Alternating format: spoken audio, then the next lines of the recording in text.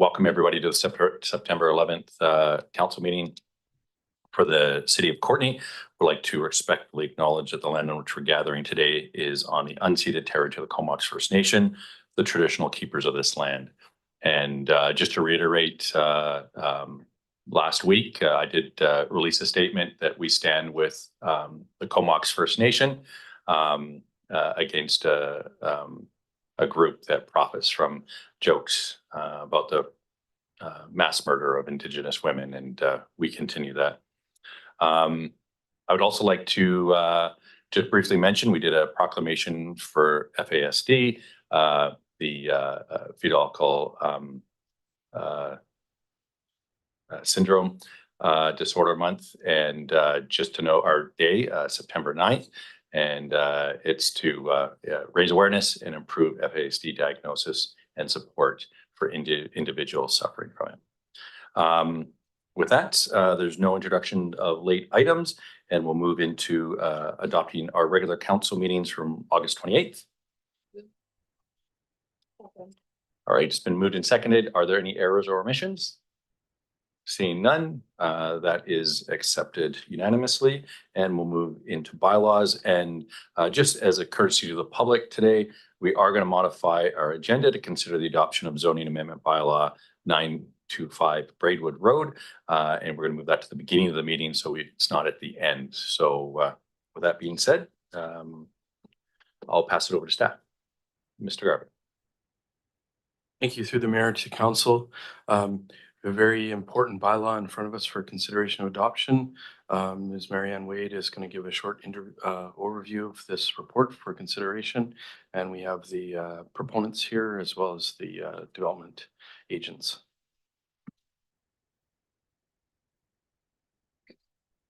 Through the mayor to council, before you tonight for consideration is adoption of the zoning bylaw amendment number 3154, part 70, comprehensive 43 zone CD 43, 925 Braidwood Road. This was received for council for first, second, and third reading at the August 28th meeting. The public comments were provided to council for consideration. And we have the applicants in the audience tonight, should you have any questions. And before you is to consider adoption. And I'm happy to answer any questions that you may have.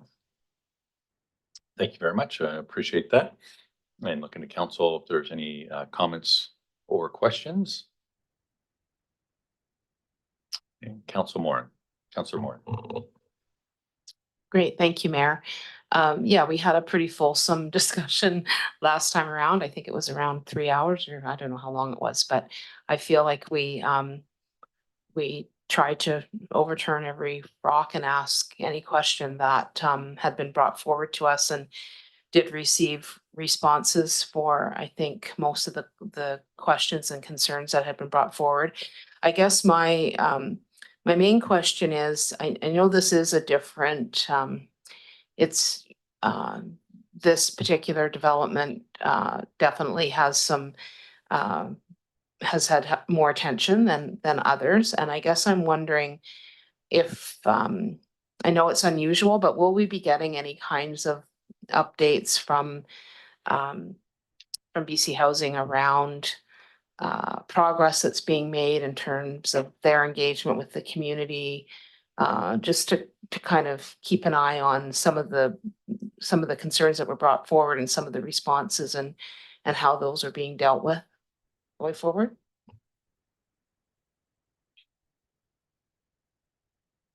Through the mayor to council, I believe our representative from BC Housing, Nicole Yang, who's the development manager, would like to speak to that. And just push the. Thank you. Thank you, Marianne. Good evening, everyone. My name is Nicole Yang. I'm the development manager as part of this project. Through you, Mr. Mayor, to council. BC Housing is sensitive to how this project is perceived by the public, and we intend to work with staff to provide timely updates as needed to council and the public. One thing I wanted to provide an update on council on was there is a forthcoming provincial election, and the how we navigate that process internally as BC Housing, including communications and engagement with the public, may be slightly impacted. But we will do our best to keep the public informed as well as council. So hopefully that is a sufficient response for now. May I have a follow-up, Mhm. Mayor? Yeah, I guess, you know, we've provided those questions going forward from the public, and of course, you've heard from the public. One of the questions that I don't think got answered, and I had answered, or sorry, asked it way back early in the process, was around the folks who will be selected to be in the housing. And what I was told is that those folks will be selected from the list that BC Housing has for people who are needing housing, and that they will be folks who are already in the community who don't have housing. So as an example, just to be blunt, people think that people are going to get shipped here to take advantage of the housing that we're building. My understanding is we have a long list of people who have been living here for a while, and that those folks will have the priority for this housing. Is that correct?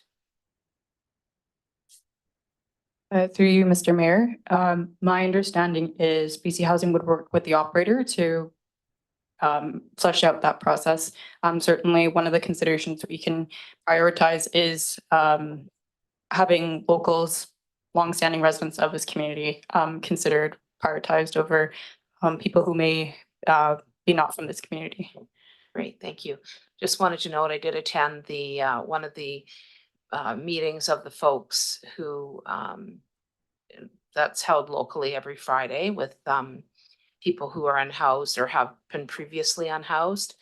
And I was surprised that many of the people had lived here almost as long as I have, which is quite a long time. And certainly most people have been here, beyond a decade. So I'm really hopeful that those folks who have been maybe unhoused for several years will be able to benefit from this housing. Thank you. Thanks, Councillor Morin. And seeing no more questions, Councillor Frisch. Thanks, Mayor. I'll move that council adopt zoning amendment bylaw number 3154 for 925 Braidwood Road. All right. And if I may. Yep. I'll just say that I'm actually quite excited about this and want to commend, the city staff and council, and of course, BC Housing for making this happen. It's going to be a real plus for people who are suffering with various issues and giving them shelter, and also the supportive housing is, I think, going to make a big difference to our community. So I look forward to seeing this unroll in the next couple of years. Thanks, Councillor Frisch. And yeah, it's been, it does feel like it's been a long road to get to where we are, but really, really good to get to at least this step. And without further ado, I'll call the vote. All those in favor? And that motion carries. All right, moving into staff reports. We have the engagement framework update.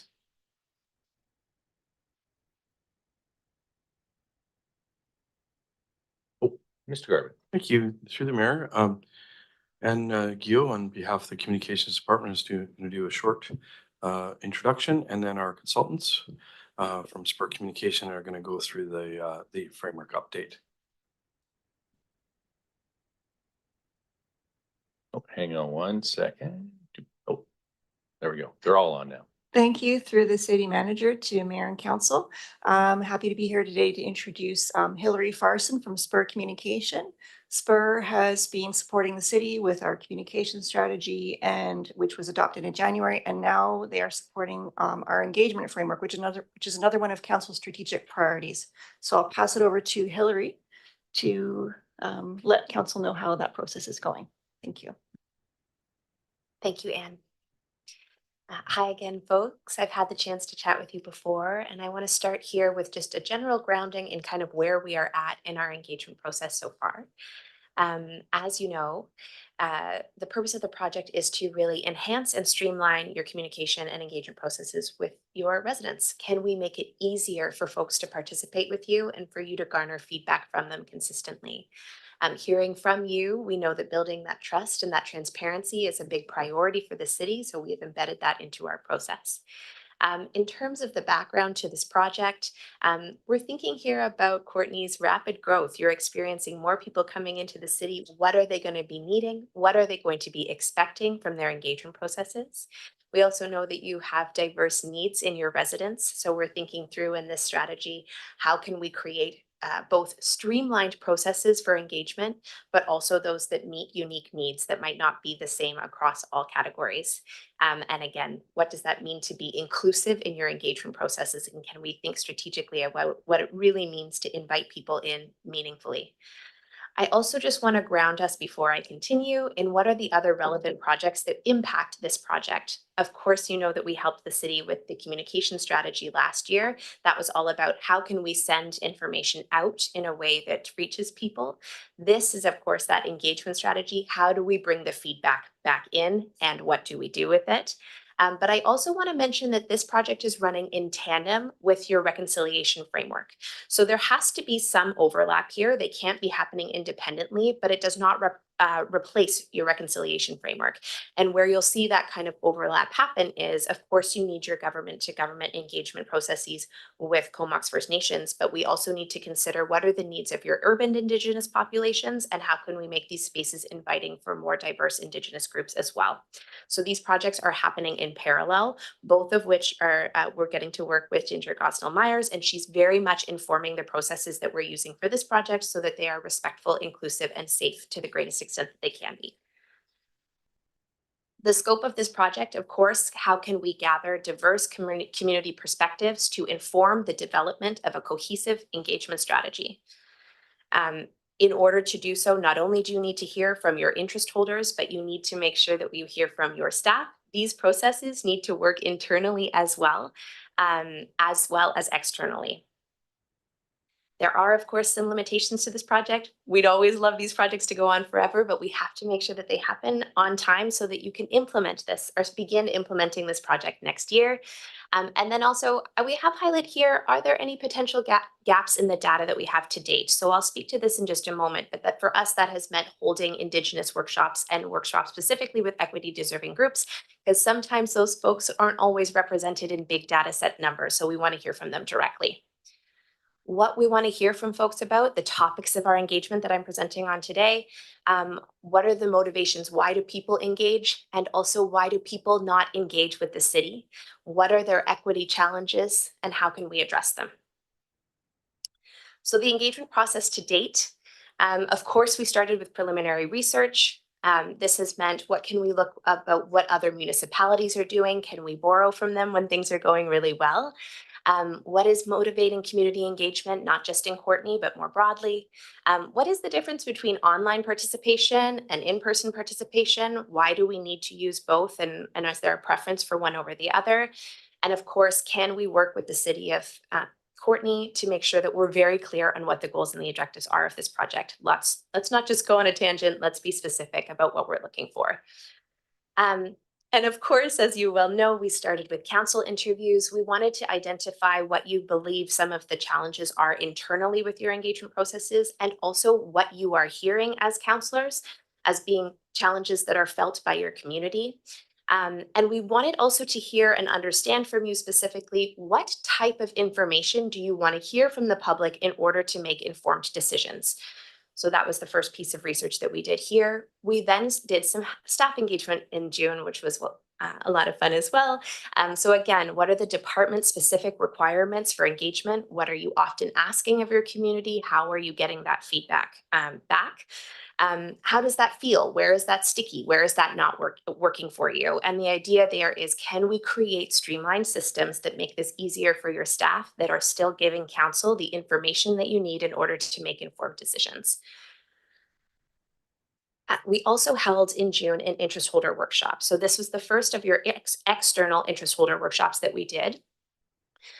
We held a half-day workshop with folks who were able to join us with community members and representatives of equity deserving groups. We really wanted to understand here barriers to engagement. Where do people feel like they might not be invited in, or where are they having trouble providing their feedback? In addition to the in-person workshops, because not everyone was able to join us, we sent out subsequent surveys that asked a lot of the same questions, and that was just to ensure that we reached as many folks as we could in June. In July, we then went into synthesis and reporting. Most of what I'm going to tell you about today is from the June engagement. We have, of course, just today started our fall engagement as well, but what I'm reporting back on is just the equity deserving group engagement that is completed to date, along with some learnings from your staff and your council interviews. That said, we are going to do two more critical pieces of engagement. So the first happened today. It was a workshop with those who serve Indigenous organizations in Courtenay. Again, feedback not included in the presentation today, but that felt really good to learn and hear from those who serve and are members of your Indigenous populations, and think about how we can embed different protocols and practices to create safe spaces in all of our engagements. And we will also be launching an online public engagement. And this is meant to be pre-invitation for anyone who wants to submit information on how they want to engage. The idea here is, if we know where people want to engage, can we again meet them where they're at instead of thinking that they'll come into our spaces to provide feedback. Once all of that is done, we'll do comprehensive analysis of all of the feedback that we've heard and make clear recommendations to the city about the type of engagement tactics that you use, again, consistently. I know when I was here last time, I really spoke to the importance of, if we can create consistent engagement approaches, that makes things more accessible and inclusive for folks, because they know what to expect when they come to chat with you at the city. So we're hoping for streamlined, clear approaches that create consistency, that reflect community needs. We'll work with Kate and Anne over the coming months to draft that. And then, of course, we'll be back in this room to present that to you, ensure that it's hitting the mark with what you're looking for. We'll make review and revisions. And similar to your communication strategy, we will then make a suite of templates for you. So how can we streamline the way that your projects work internally? So forms that are consistent and easy and that you can become accustomed to, but also from your participants and your residents' perspective, it's going to feel more similar regardless of what project or what department they're engaging with. It'll feel the same for them to participate. Okay, promotion and outreach. These were very targeted workshops, and I want to be transparent about that. We had a large list of folks that we wanted to hear from, but we knew we only wanted to hear from community organizations and equity deserving groups. So this is targeted targeted invites went out. Overall, we sent 70 invitations across Courtenay and Comox. We distributed 3 rounds of invitations. Not everybody catches the first one. Lots of things unfortunately go to spam, although I wish they wouldn't. We also did this direct to participant invitations. We find that when we want folks to come and join us in a room, a personalized invitation is more impactful than like a newsletter or something like that. So this was focused to be direct to participant outreach. And then we also allowed those that we reached out to give us recommendations back if they thought we might have missed someone. And so that person would either be invited to join the workshop directly themselves, or if that had timed out, to invite them to participate through the survey. So again, we had that direct invitations out, but we did allow folks to kind of amplify and reach that out further. So who did we invite particularly? Of course, community service organizations. This was kind of across the gambit. We also invited culture and tourism, mainly because they're speaking with folks in your community quite often and they can bring a unique perspective. Environmental organizations and recreation. These folks are often also coming to the city to provide feedback. So what is that experience feeling like for them? And then we did also engage with some folks in health services and business, including your chamber. Okay, the more interesting stuff. What did we hear? So across your council interviews, your staff workshop, and your interest holder engagement in phase 1, we kind of had 6 themes bubble up to the top.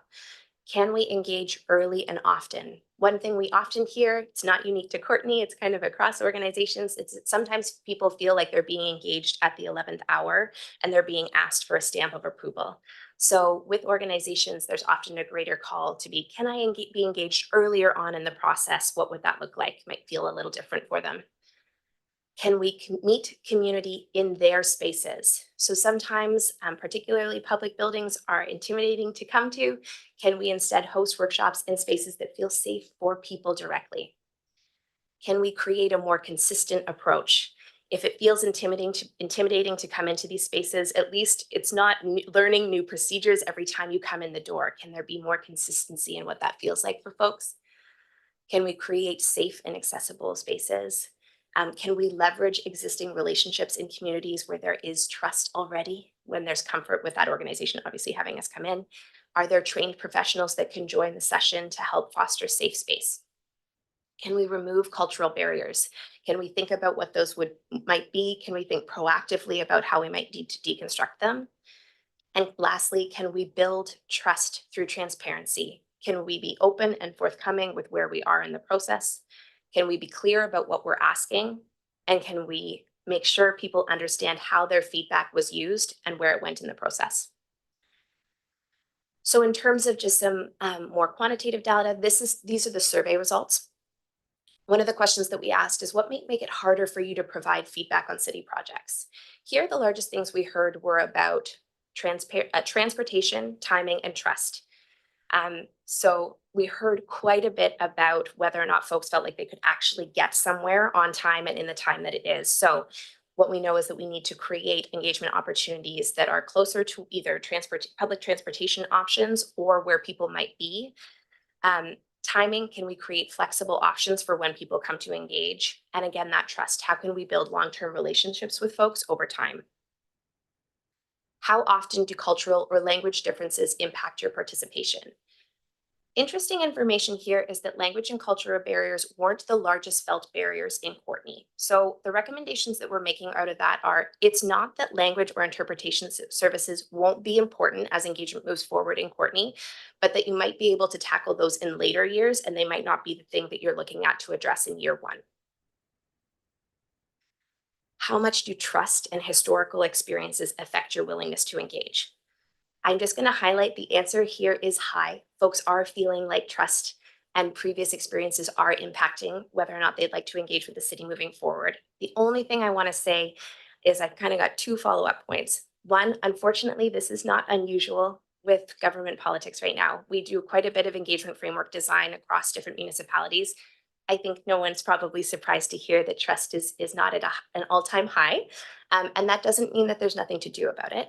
The other thing I would say too is to remember that the respondents and the participants in this particular survey are largely those who are coming from equity deserving groups. So again, it's not going to be unusual to see a little bit of a higher perception of lack of trust. What do we need to do about that? I think becomes the more important question here. In the equity deserving workshop that we held in June, and then I will say another thing that we heard today in our Indigenous workshop is, what are the mechanisms to develop relationships over time? Can we slow down and think about what that reciprocal relationship needs to look like, and know that it's not something that's going to come quickly, and that it's going to be kind of a slow and intentional process that happens over time? How could the city improve engagement with people who are harder to reach? Again, you're going to see some familiar answers here. So can we provide some flexibility on the type of ways that we engage with people? This often comes up where some people have tons of moxie and being at a podium is really comfortable for them. Some folks are not comfortable in that space. So can we make sure that our engagement methods provide a diverse option for people who have different types of strengths and comfort levels to come engage with the city? The other thing that was that came through loudly in this question is, where are there opportunities to partner with organizations in your community? You have so many wonderful organizations that have really strong relationships with community members already.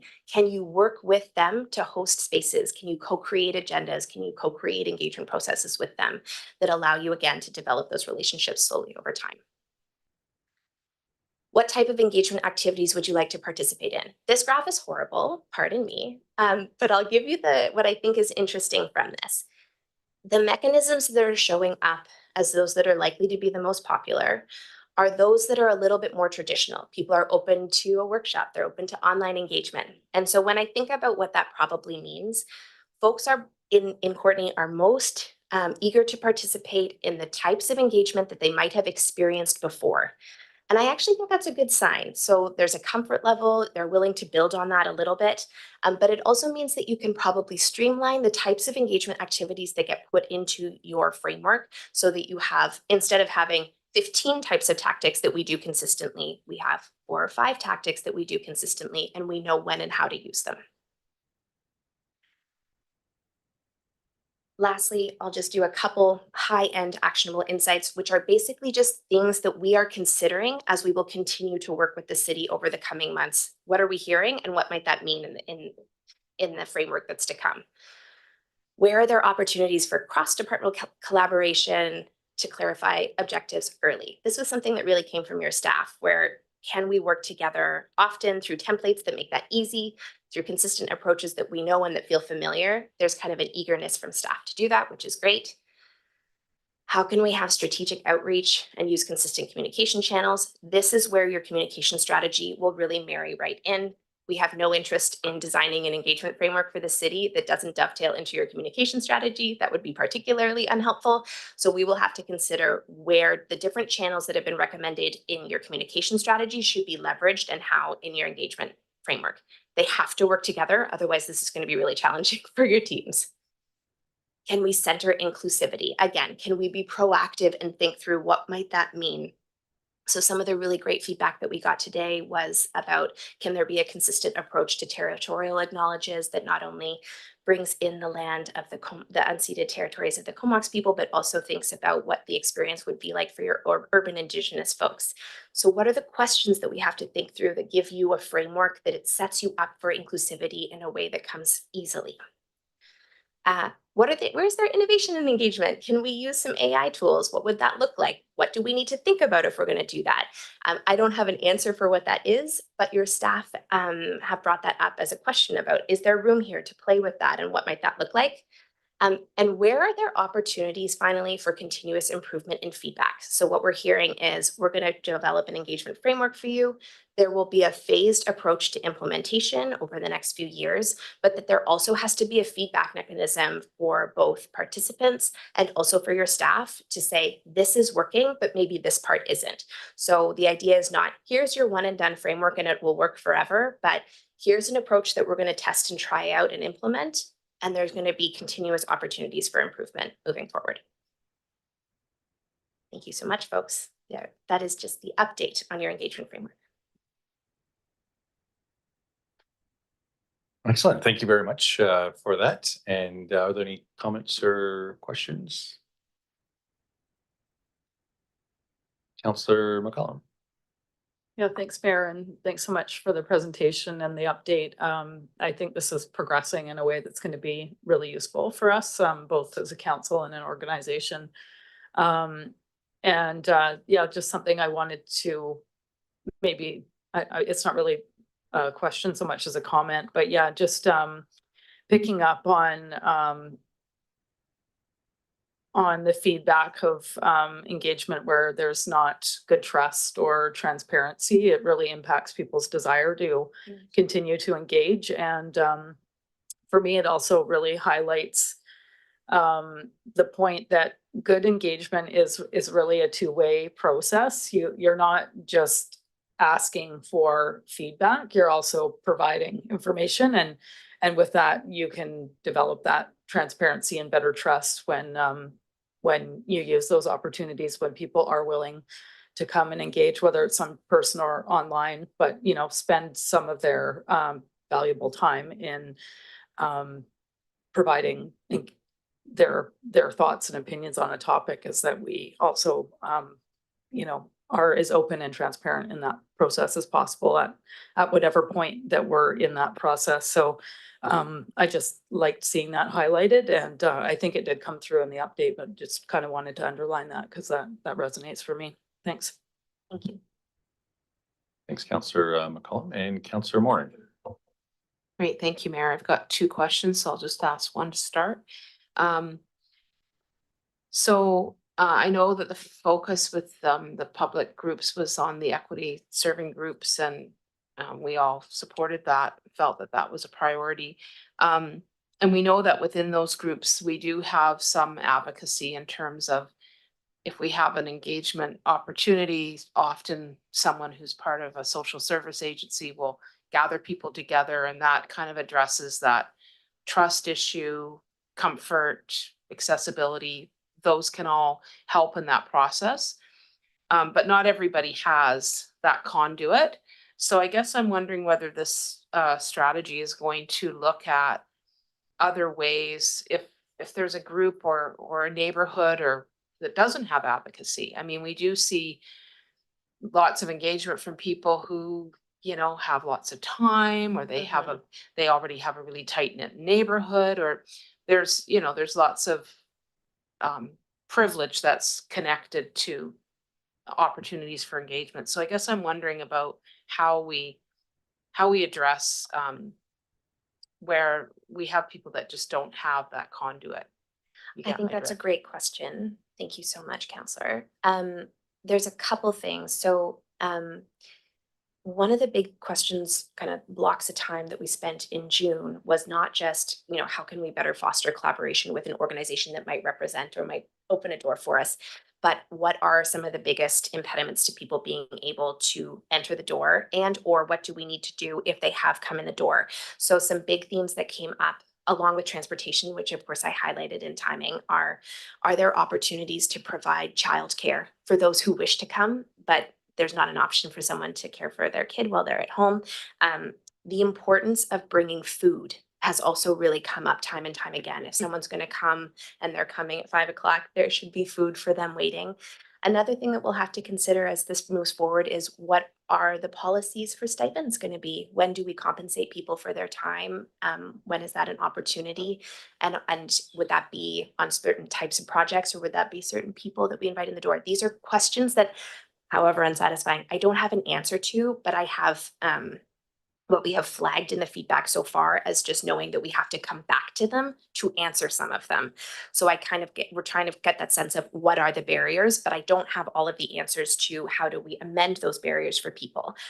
But some of those questions were in and around not how can we foster that collaboration, but what is the individual barrier faced by those that you hear from most often, and what do we need to do to address it? Mhm. I think that's a half answer for you, but that's what I wanted to kind of share so far. And Ms. Saunders has possibly more information. And could I, if Ms. Saunders doesn't answer my follow-up, am I okay to do a follow-up related to this question?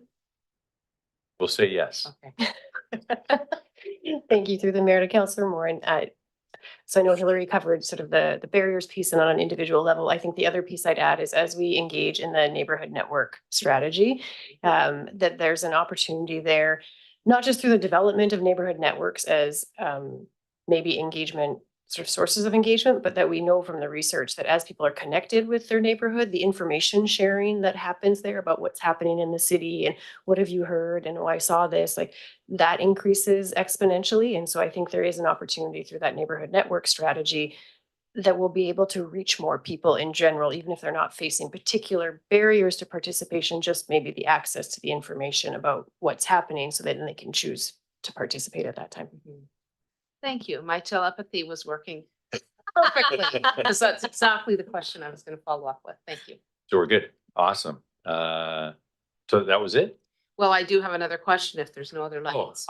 that's not what I heard, but I will let you ask your next question. Well, I said that earlier, but anyway, the next question is around our public participation goals, which are, you know, inform, consult, involve, collaborate, empower. Mhm. And we know that we can't engage on everything that we're doing. So how do we convey how we determine that to the public?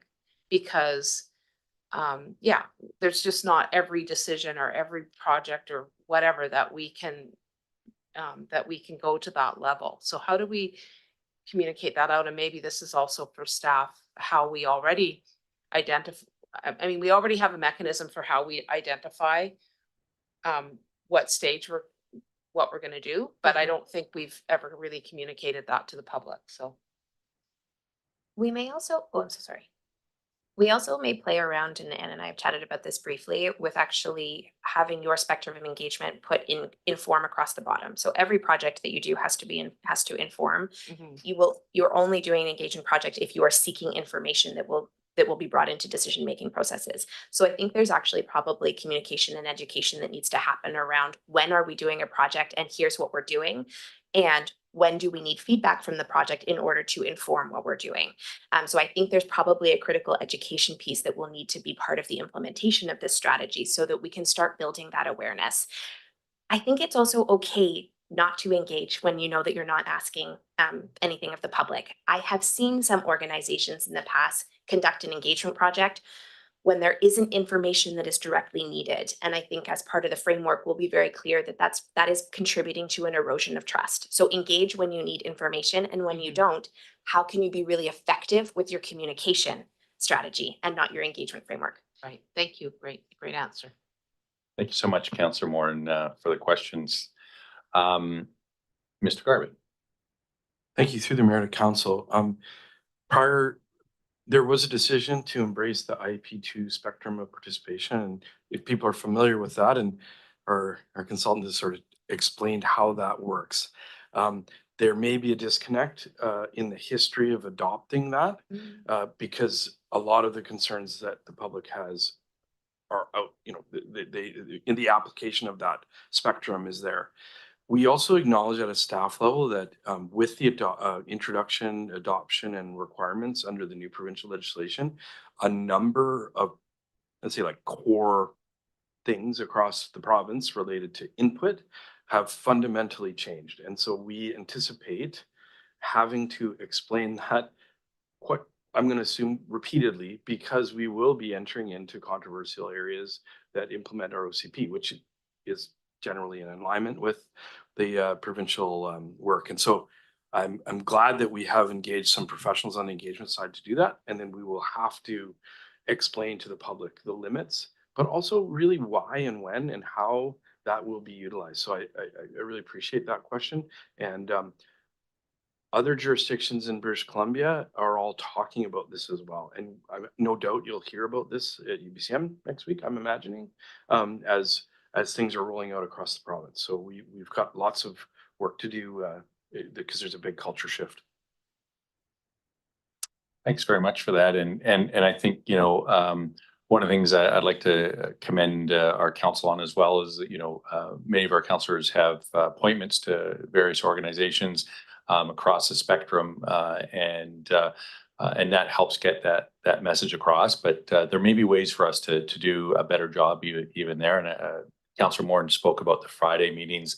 And in fact, I'll be meeting with Dana tomorrow to articulate other things that we can go and actually update that group with, so there's a better kind of conduit there, rather than councillors necessarily not being able to share or not feeling like they can share things. So, and the food thing, I got to say, over the last several years, I've done fireside chats with various organizations, and luckily, I would say most of them supply food. And if not, then usually it's a Bannock with Bob kind of thing. But that certainly helps get people there. And I think when you're breaking bread with people, it's not just for the food, it's that breaking bread actually has a significance to it. So I really appreciate that being part of the presentation today. So not that you fed us, but that there's a potential to be fed at some point with folks. I think that's fantastic. So thank you so much. Thank you. And with that, I believe we need a thank you. All right, all those in favor, and that passes unanimously, and we will move into the housing needs report. Thank you so much for your presentation today.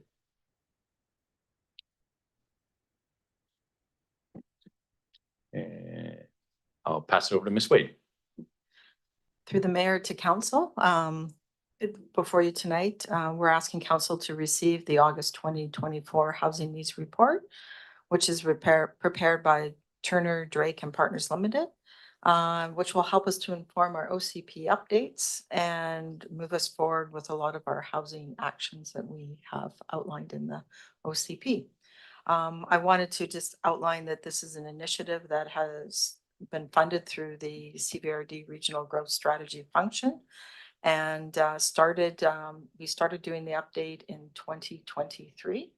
Got wind that there might be a few changes coming before us and put the housing needs assessment update on hold. And so we could get the proper framework from the provincial updates. We've then proceeded forward and worked collaboratively with our colleagues at the CVRD, being led by Alana Mully, who I believe is in the audience tonight as well. Just wanted to acknowledge her hard work. And our fellow colleagues at Cumberland and Comox as well. And we've been working on this together, collaborating on the housing needs update along with the consultant. And what we're going to do for you tonight is have the consultant, Andrew Scaling-Dickey from Turner Drake and Partners Limited, who's online, who's going to do a presentation on the housing needs assessment. Want to highlight that this is a significant piece of work. And as you can see, and the housing projects has been before council, how council is moving quite progressively in the development of housing to meet some of the needs that are outlined in these reports, and that we do have a fair amount of work moving forward, but we are producing housing at roughly 400 units a year. And so if you look at what the projected growth is of about 8,350, that from a demand point of view, we're on track, but we also are looking for how we can incentivize and increase that at a more rapid rate, which will be the topic of the Housing Acceleration Fund, which is next for council to consider. So on that note, I'd like to turn this over to Andrew to do the presentation to council, and then staff is here to answer any questions as well as the consultant. And we look forward to your comments. All right, hello everyone. Before we get started, I just want to confirm, would you prefer that I share my screen, or would you also have slides on your end for, I guess, your staff to cycle through as I speak?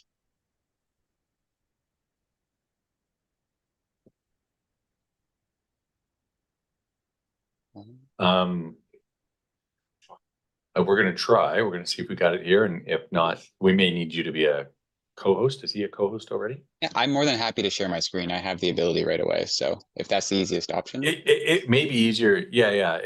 We're just going to make you a co-host, and that way you can control the speed and forward and back and all that kind of stuff. Excellent. Much appreciated. So I will take control of the screen right now. All right.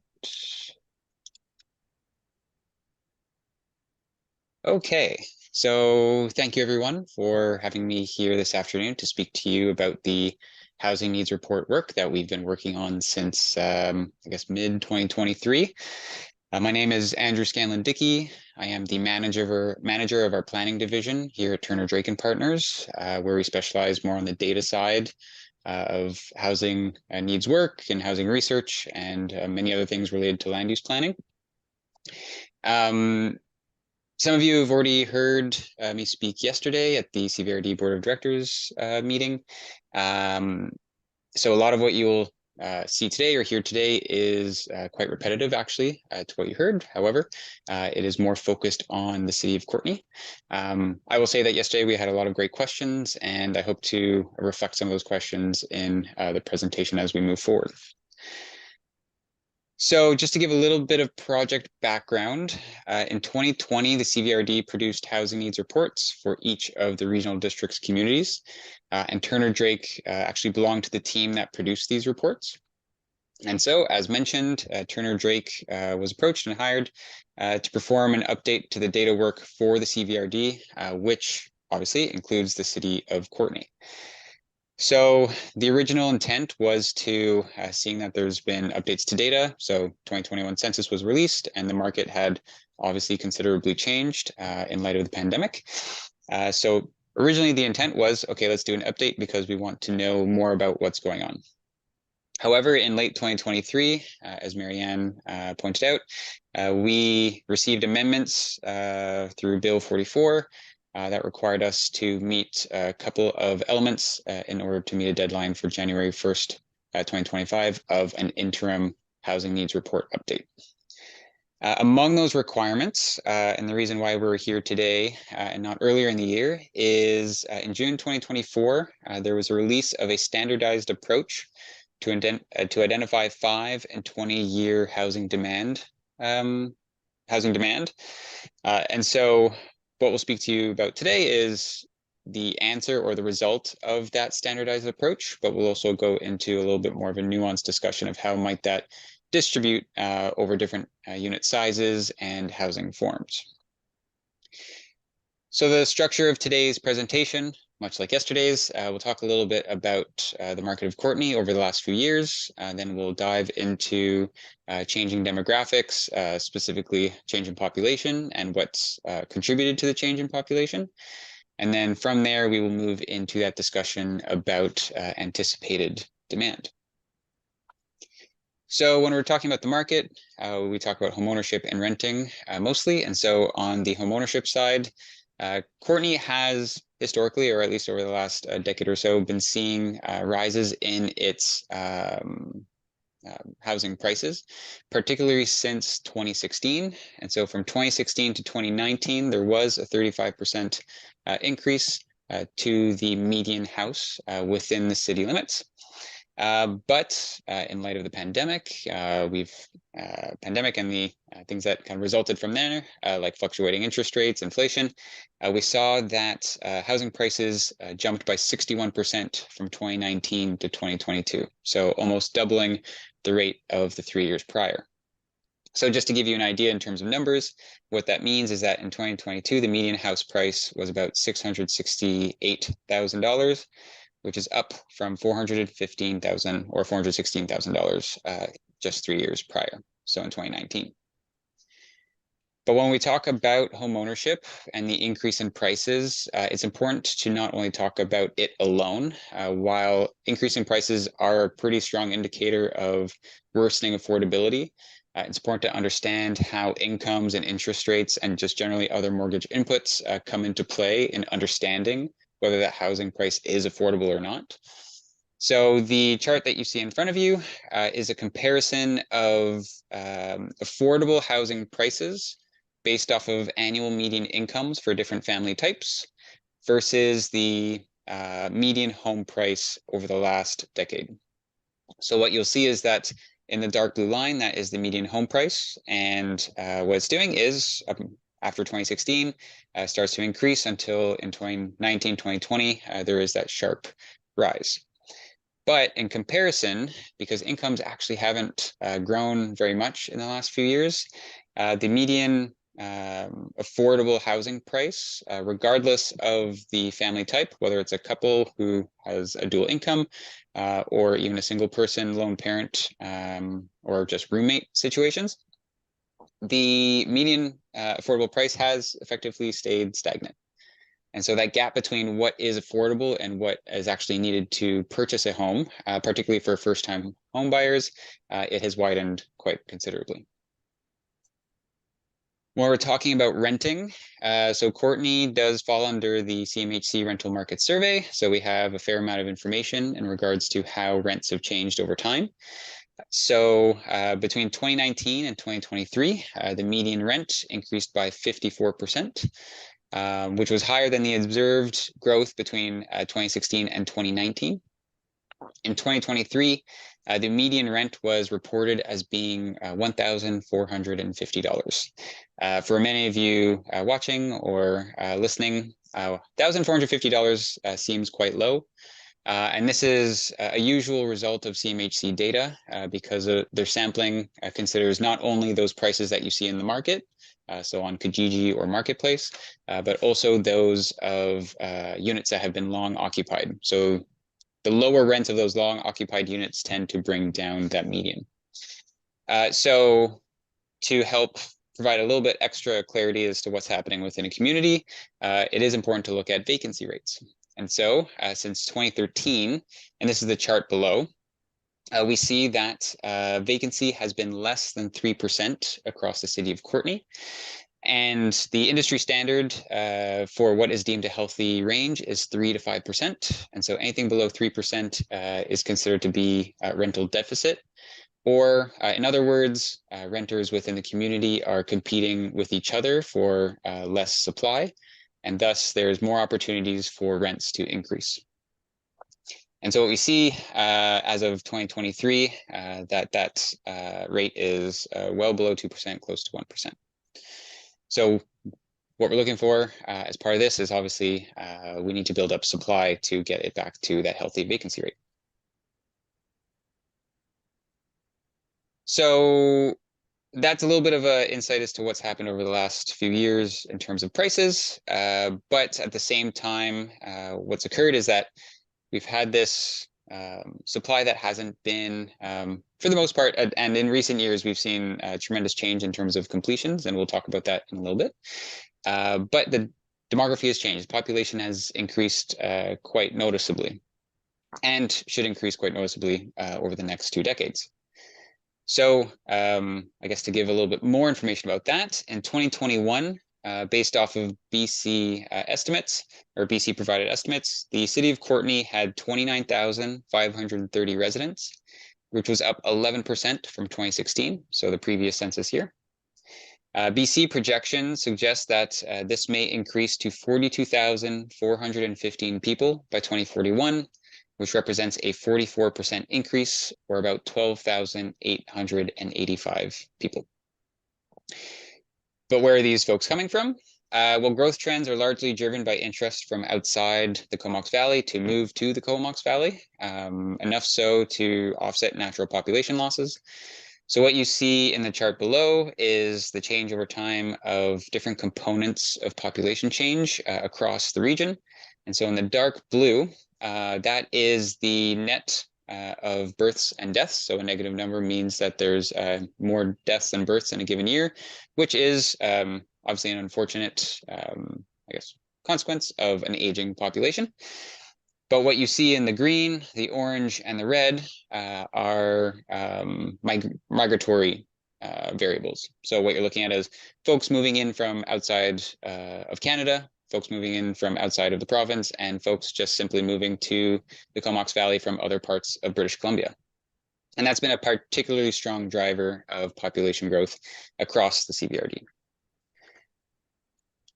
However, when we're looking at population growth, higher shares of that in-migration do tend to direct towards municipalities, and in this case, obviously the CVRD's municipalities, including the city of Courtenay.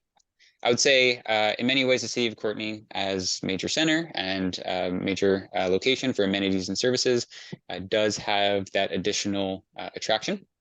So to illustrate that, in 2021, about 8% of Courtenay's population had not actually lived in Courtenay 1 year prior. So with the greatest portion arriving from elsewhere in British Columbia, so 5% of the population at that time. Disclaimer about this is that those arriving from elsewhere in British Columbia does also include folks who may have moved from other communities within the CVRD. But nonetheless, if we compare that to the chart just prior, that is a significant driver from other communities outside the CVRD. Okay, so knowing that the population is going to increase, there's this increased demand from people. What does that mean in terms of increased demand for dwellings?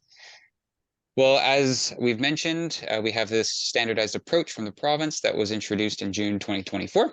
And what it is the Provincial Housing Needs Report method, and it estimates the total number of housing units required over 5 and 20-year timeframes by aggregating 6 components. Those 6 components are, and if you would like more information, we can talk in more detail at the end of the presentation. But those components are units needed to address homelessness, units needed to address extreme core housing need, suppressed households, anticipated growth, vacancy, and what the province considers the demand buffer. So an additional adjustment to the total of those above to account for increased demand over the future. And in total, what we see is that over the next 20 years, there may be a demand for about 8,350 new dwellings across the city of Courtenay.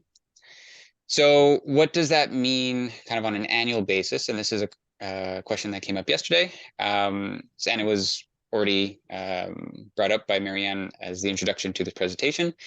That comes to approximately about 418 units annually if it's straight lined.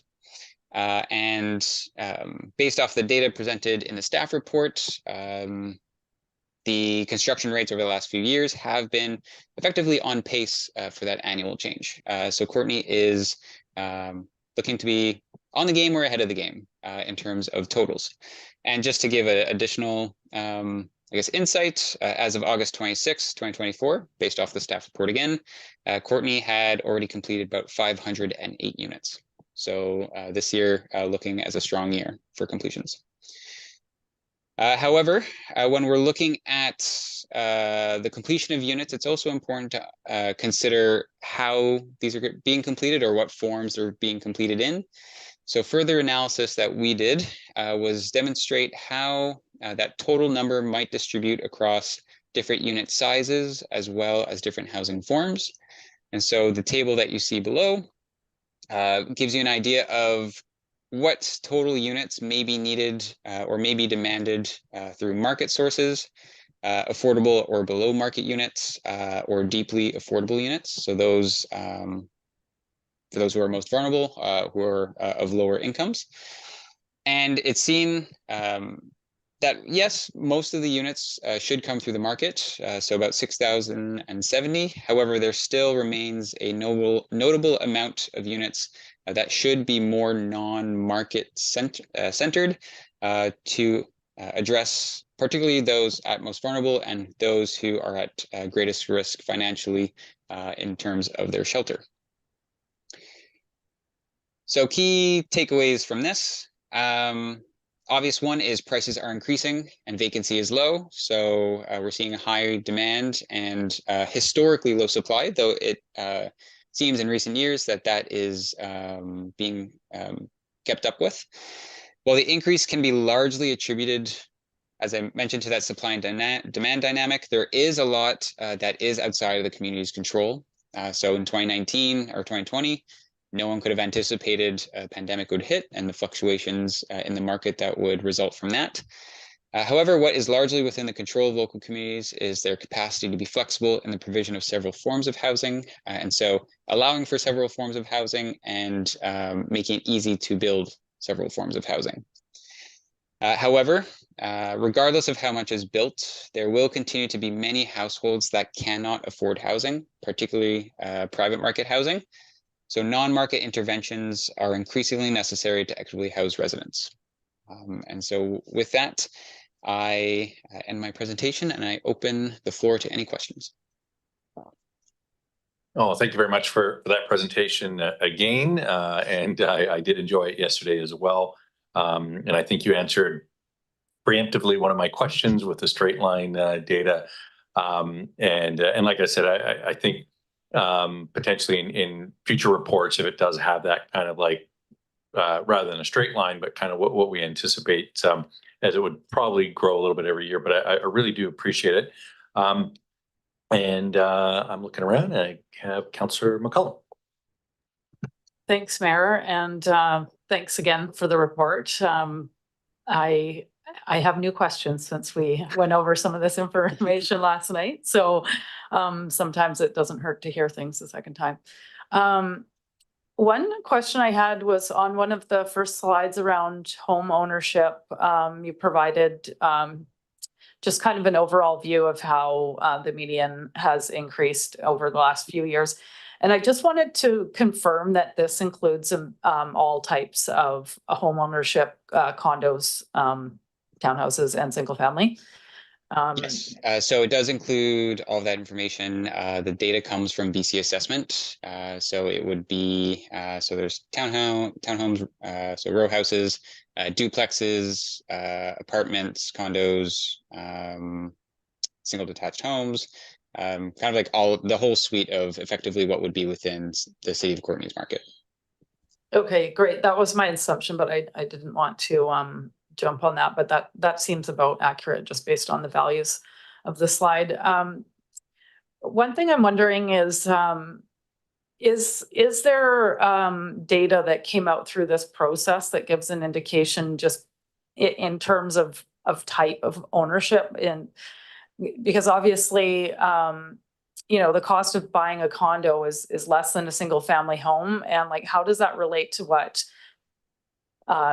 incomes are showing that people can afford? Like, how does this relate to the demand of housing type mix? And I guess for me, I'm also wondering how that lines up with the type of development that we have been experiencing in the Comox Valley, or I guess specifically we're on Courtney now, but I think we have had a fair variety of types of development, but it's, without data of the actual and what is coming out through this analysis, it's hard to really know if we're on the right track. Yeah, so that's a great question. So I'll answer it in two parts. So first off, if I understand correctly, one of the questions was related to how does the price of other types of units compare to those incomes? And so is there kind of, let's say, a benefit or more, not benefit, but a increased demand to go to, let's say, more affordable options? So based off the data, so I'll just go to the next slide here. So that dark blue line representing the median, effectively, while that represents the median, all of the unit types and their sale prices are effectively on the same trajectory. That said, apartments and condos are generally reported as the most affordable option. But increasingly so, they're becoming like the gaps between what people can afford and those apartments is widening.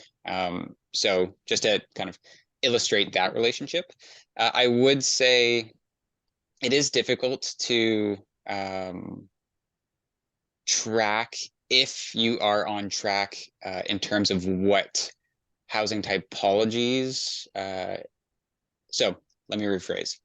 It's more difficult to track the housing typologies that are being provided and whether you're on track for the demand for those housing typologies. The market tends to adjust based off of changing preferences, people's different abilities to afford certain types of units, as well as just if there's any change in like demographics related to families, et cetera. So really what the biggest thing to do is really providing that flexibility within local land use bylaws to allow for the market to adapt. So a big thing when we're doing our analysis is not necessarily looking at those typologies, but more looking at the sizes of those homes. So the 1 bedroom through 4 bedroom, because that's more indicative of the space that people need. And that space can be accommodated by different types of housing. So like a 4 bedroom could technically come from an apartment, while we more typically see it in like single detached homes. Folks can still, if the flexibility is there, provide that opportunity to have the space they need. Not the preference likely that they have, but something that meets those needs. So that's my kind of half answer, probably not exactly what you're looking for, but yeah. No, that was helpful. Yeah, I'm not exactly sure what I thought you could, nail down there. So I think that is useful. And then the other question I had was just on, we spent some time on this slide in this presentation and yesterday's about where people are coming from. And just listening to it today, I'm not quite sure what the takeaway would be from a decision making. And I realize that this is kind of a standard format that is required from this process, but like and maybe this is a question for staff, but what are we to take away from knowing that some migration is interprovincial and some is intra-provincial? I'm just kind of curious about how that would inform our housing policies. I can take a stab at that pretty quickly, and then I can leave it to staff, see if there's any additional comment.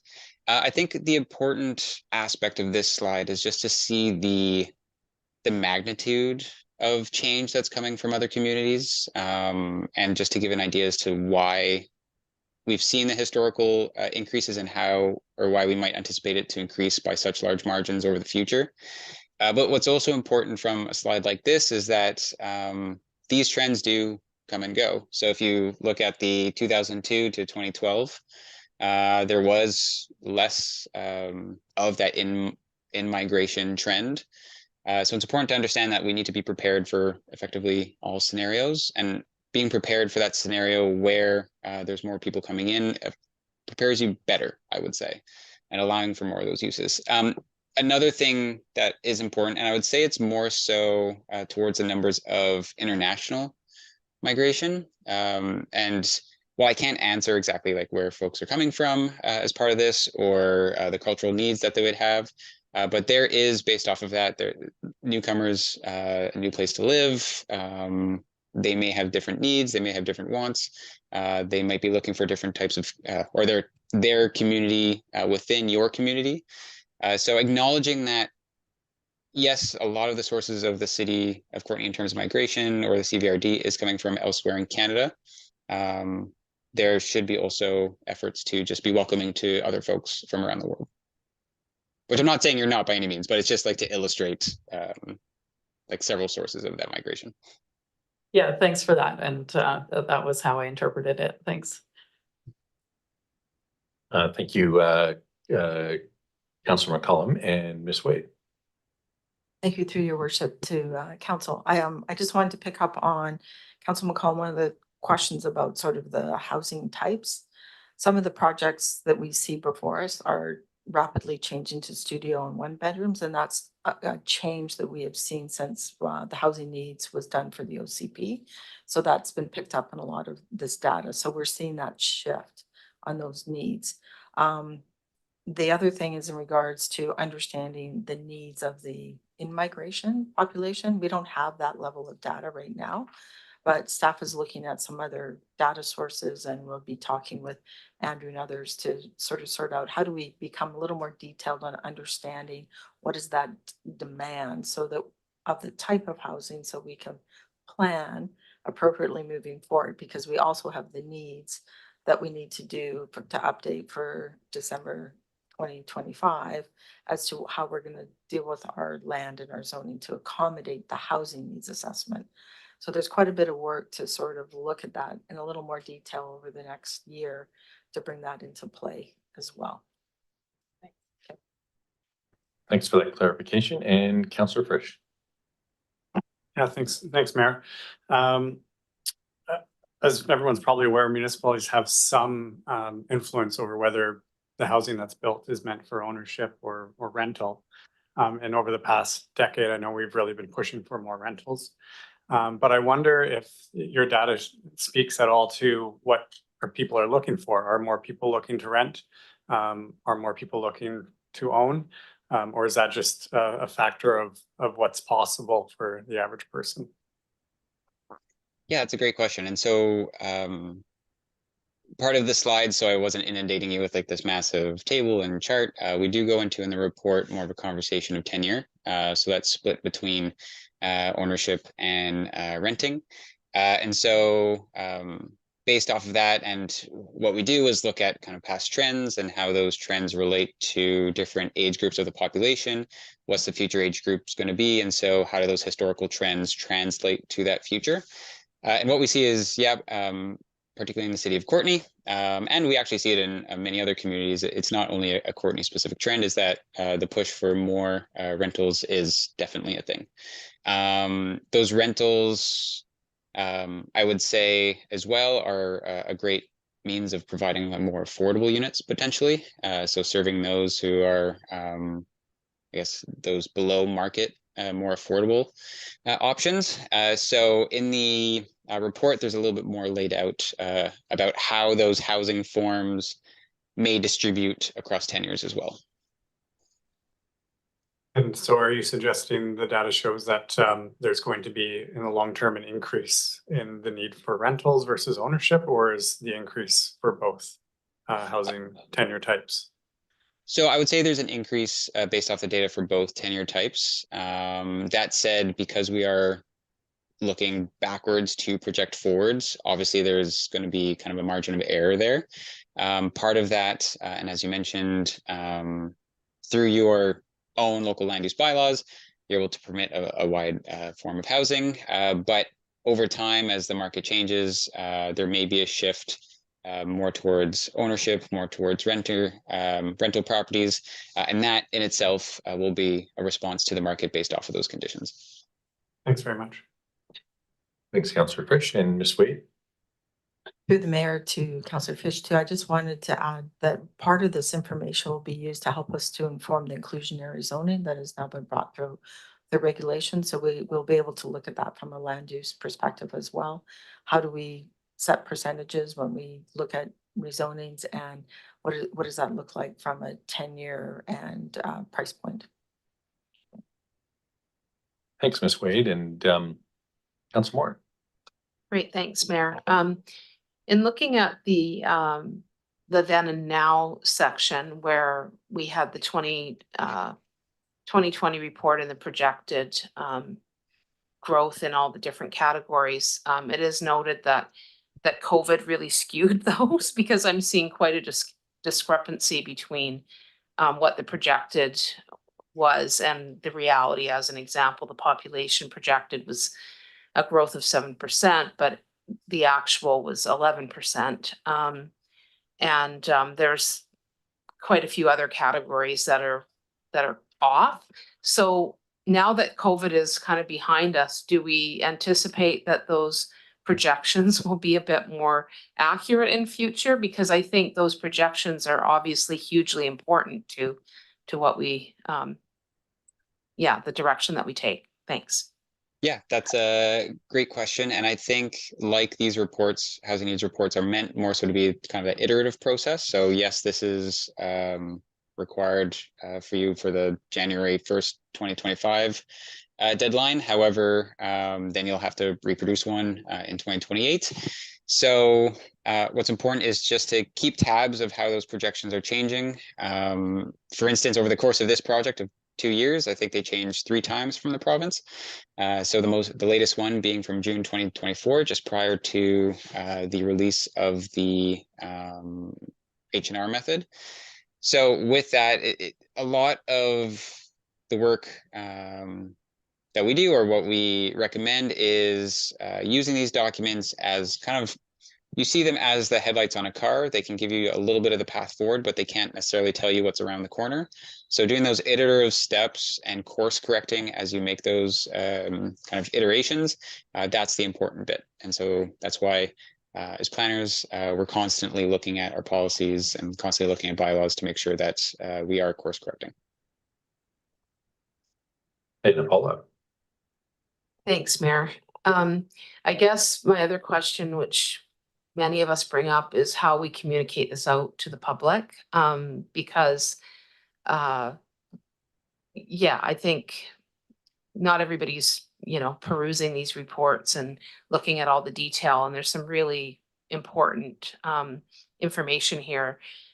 I think a lot of folks have obviously these assumptions. We should be doing more of this, you should be doing more of that. We hear a lot about the transportation thing.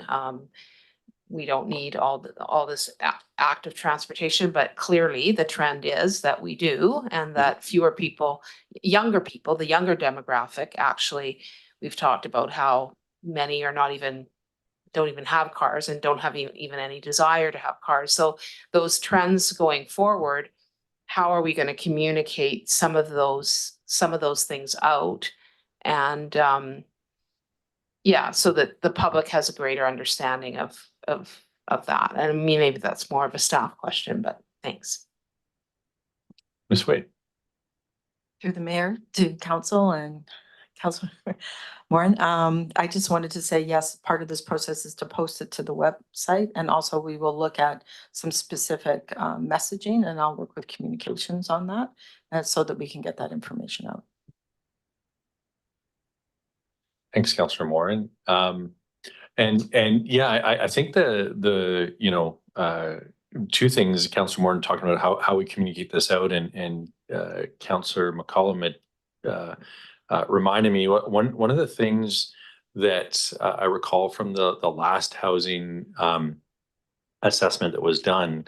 And it kind of coincided with a few things, like we had the Coalition to End Homelessness, which sort of got kicked off kind of late 2015. And then, of course, we get the information from the census from 2016, but it doesn't come out right away. It takes some time to crunch that data.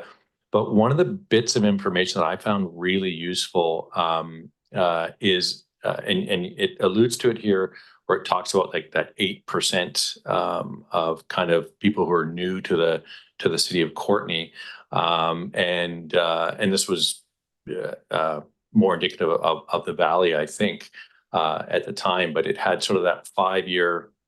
Here's how here's your net new, but here's how many people are new to the valley.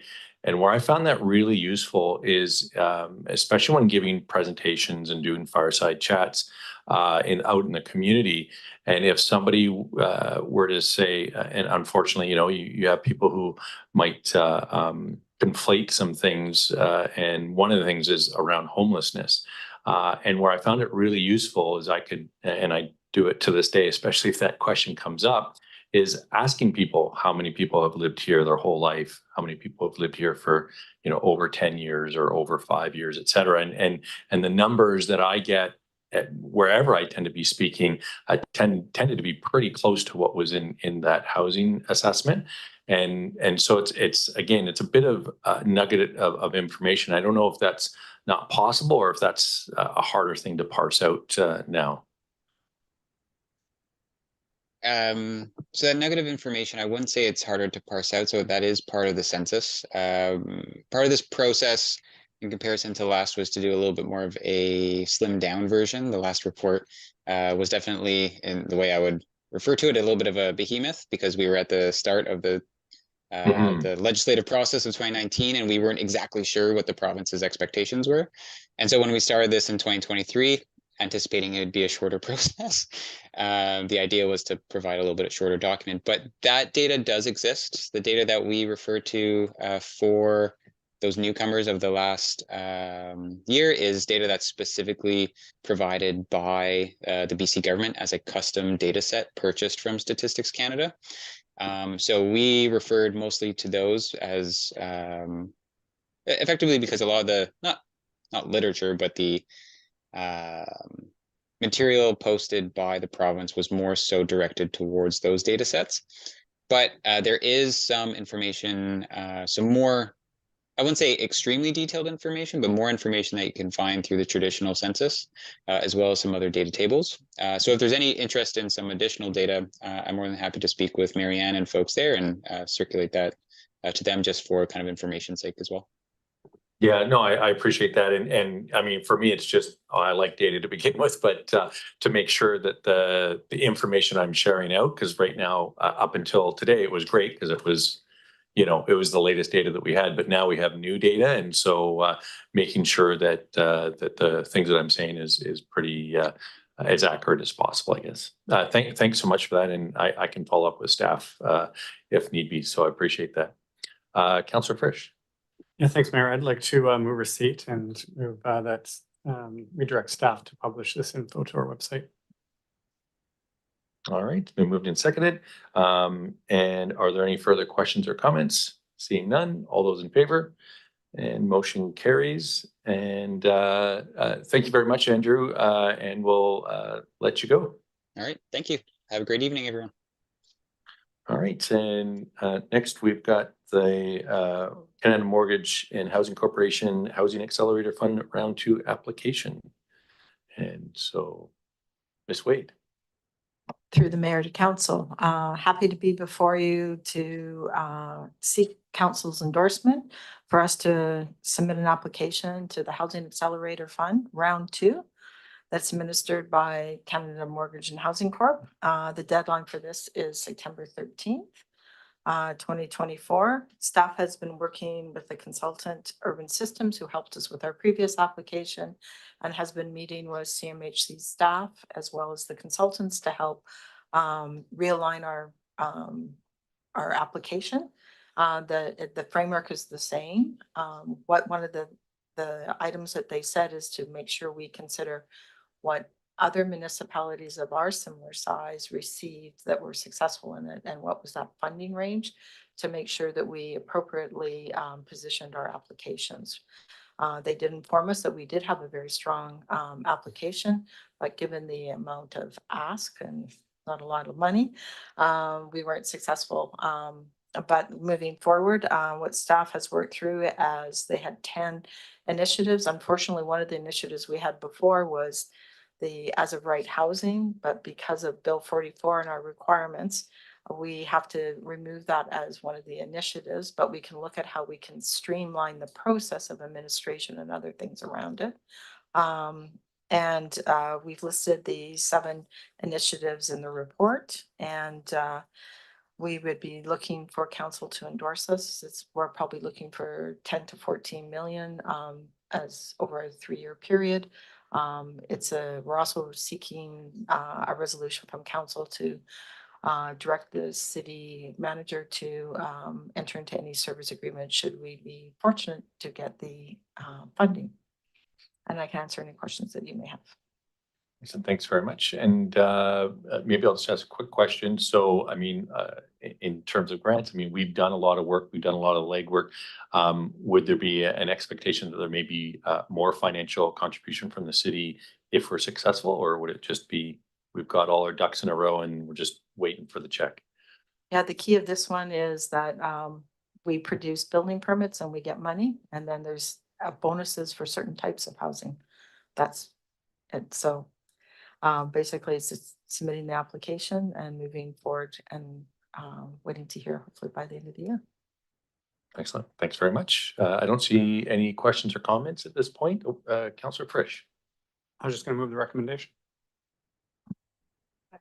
All right, it's been moved and seconded. There were no previous questions or comments, so all those in favor? And motion carries. All right, moving to the revitalization tax exemption application for 397 5th Street. Ms. Wade, I'll pass it right back to you. Through the mayor to council, before you today for consideration, staff report is for council to consider the revitalization tax exemption application number 2301 for eligibility as per the Downtown Courtenay Revitalization Tax Exemption Bylaw number 2937, 2018 for the newly constructed Palace Place apartments and ground floor commercial units at 397 5th Street. The applicant is here today, and after my presentation would like to speak with council in regards to the requests. I will start off with just a quick overall of where we are at this point in time and highlight staff's recommendations. So this, the applicant was issued a development permit in 2020 and a building permit in 2021. Prior to this, the applicant had been working with staff on their applications, was informed that there was the business tax revitalization, there was an application process, and offered to work with the applicant as far as if they had any questions regarding the applicant. Since that time, they moved through the process with the development permit, the building permit, and construction had commenced. As part of the bylaw, it talks about when an application is to be made before council, and it's to be made prior to the initiation of construction. And then council passes a resolution to say that it meets the eligibility criteria, and then the construction proceeds, and then we come back with what the tax exemption is and what year it falls into from a tax year. That process did not happen on this application. Where we are at is that in June 2023, the applicant did reach out to see where the status of their application was. Staff informed them that there had not been an application made, and that and provided them with further information in regards to the application, what had to be done. Subsequent to that, an application was made on October 3rd in 2023.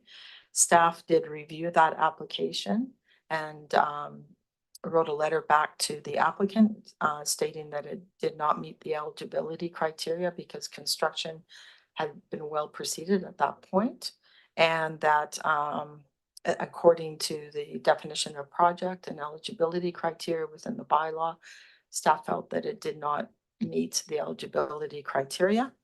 The applicant asked to meet with staff. Staff did meet with the applicant and discussed with them what staff's position was in regards to why they felt it was ineligible. Further to that, we did some further digging, and staff realized that this should come before council to be considered in regards to the fact that it was an application, and in the bylaw, it says that the application should come before council.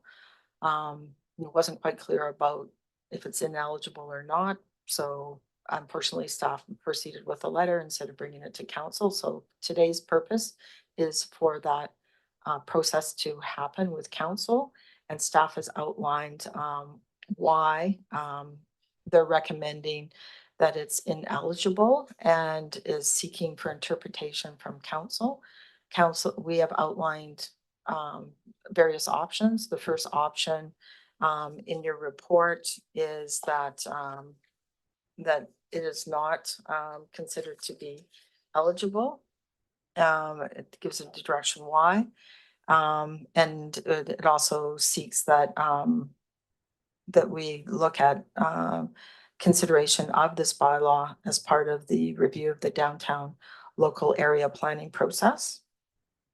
And then option number 2 talks about that council could provide clarity on the interpretation. When we did receive that application on October 3rd, at that point in time would be the consideration of what construction is in the improvements of that building under the definition, which is project talks about improvements.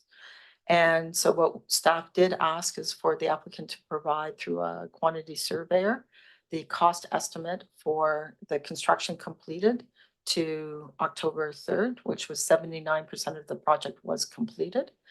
So what staff said in option number 2 is council could consider interpreting from October 3rd to where we are today, which is completed, that 21% could be considered for a tax exemption if council deems that the interpretation is appropriate.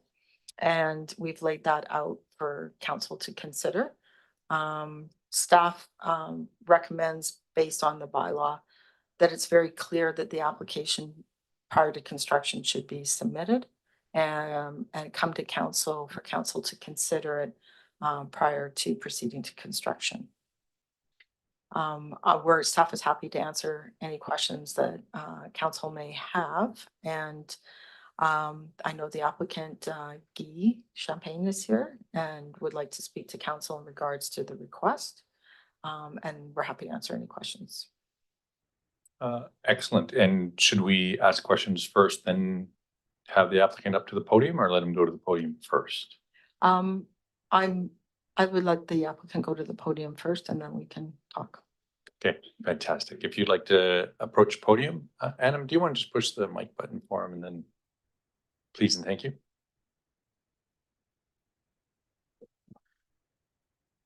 Thank you for having me. My name is Guy Champagne. I'm one of the owners of the Palace Place development at the corner of 5th and England. Brian Moran is one of my partners. There are actually 4 of us. We're all retirees. Against our better judgment, we decided that we were too bored and took on this project and invested almost $16 million in downtown revitalization. None of us are really experienced developers, and which explains why we made the error that we made in not realizing that a form had to be submitted to request the revitalization tax credit prior to construction occurring. And in fact, at the time we applied for our building permit, I was of the impression that the application was part and parcel of the building permit application, which I think was an honest mistake, but it was a mistake that's cost us so far. So in 2019, when our representatives had a meeting with staff, none of them recalled being told about an application form, which is the reason we didn't submit one with the building permit application. I inquired, as the summary says, and it's a very well prepared document that the staff prepared. As the summary says, I called in June, requesting, asking about the status of our application. We was told that we didn't have an application in process. And I was sent the documents and looked them over quickly and thought that as long as we apply before the project is complete, we should be good. And it's just a reflection of our inexperience with the development process. And here we are. So you've been presented with a couple of options. Of course, I'd like to beg for mercy and grace and the award of the full revitalization tax credit that we would otherwise have been entitled to. But you've been presented with the options that staff has presented you with. I hope you don't reject us. I hope you grant us the full amount, but I'm willing to accept the lesser amount, which reflects the cost of improvements since our application was made in October. I wanted to just add a little color to the report that was prepared. I think it's a very well prepared report. I think the revitalization tax credit program is a very valuable one to the downtown core. And I think it goes without saying that that the development that we've completed meets the spirit of the bylaw in spades. I'd be willing to or happy to take on any questions. Yeah, I appreciate the color that you added today. I'll just briefly say, I mean, I'll just speak for myself. Maybe there was an anticipation that this would open the floodgates of applications. Right. And here we are having our very first conversation around this. So it's not like the floodgates were opened, and so obviously it sounds like there's some tweaking and there's some other recommendations from staff as well. So I really appreciate you coming and speaking to us and the situation we're in. Councillor Frisch. Yeah, thanks, Mayor. I guess this question is actually more for staff. I'm just wondering, and I know that a lot of our staff have since come to the city long before this process began. So I'm just kind of wondering if we know that this applicant was provided with, I believe there's a revitalization tax exemption application guideline. And you would assume with council being so interested in downtown development that this would be provided to people doing development downtown, if we know if this was provided to them or if maybe it wasn't.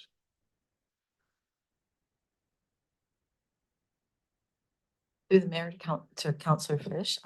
Yeah, so as you know, I've only been here a year and a half. So. Yeah.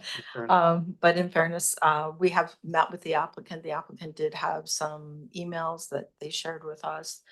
We have our background too. My understanding is there was a discussion indicating this application had to be made, and that it is on the webpage. There is the application, there is the bylaw. And that staff did offer to answer any questions in regards to that process with the applicant in regards to the bylaw process and the application. I can't speak to all the clarity of that conversation because I was not there, but I think the basic was there. I think, Thank you for that. I'll just speak to that. Sure. I think the two representatives that were at the meeting with staff were Brian and Maris McDonald, our architect, who was here earlier. And neither of them have any recollection other than being told that there's this bylaw and that we're eligible. So they weren't specifically told about the application process. I mean, shame on us for not checking and making sure we had all our dots, our I's dotted and our T's crossed.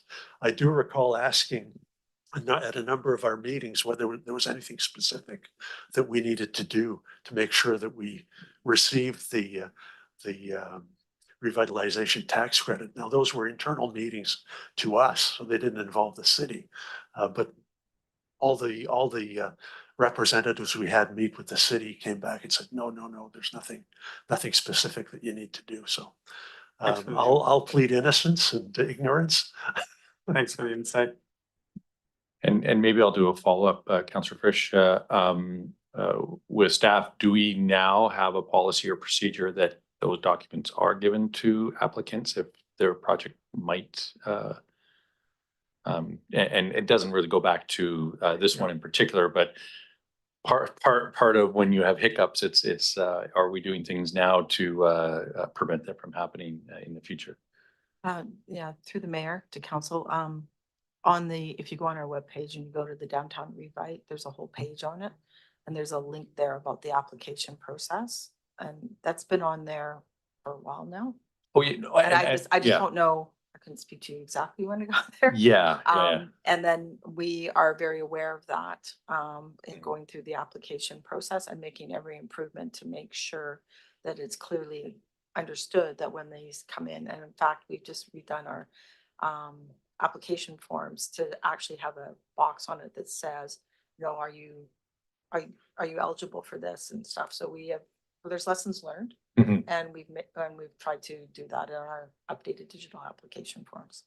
Fair enough. Yeah, I know I have a bit of I'd say love-hate relationship with the city website, but there's maybe not a whole lot of love, just in terms of finding information and if it's current, that kind of stuff. So that's where it's like, trying to find out if that information was presented rather than saying it's somewhere for them to find. And I get that, as a developer, there are certain expectations there as well. So absolutely. Thank you for the answer.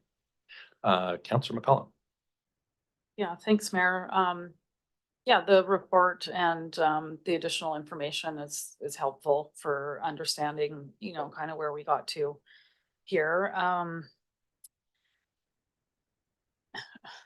This is not a policy that I think has really delivered on what the expectations were in 2018.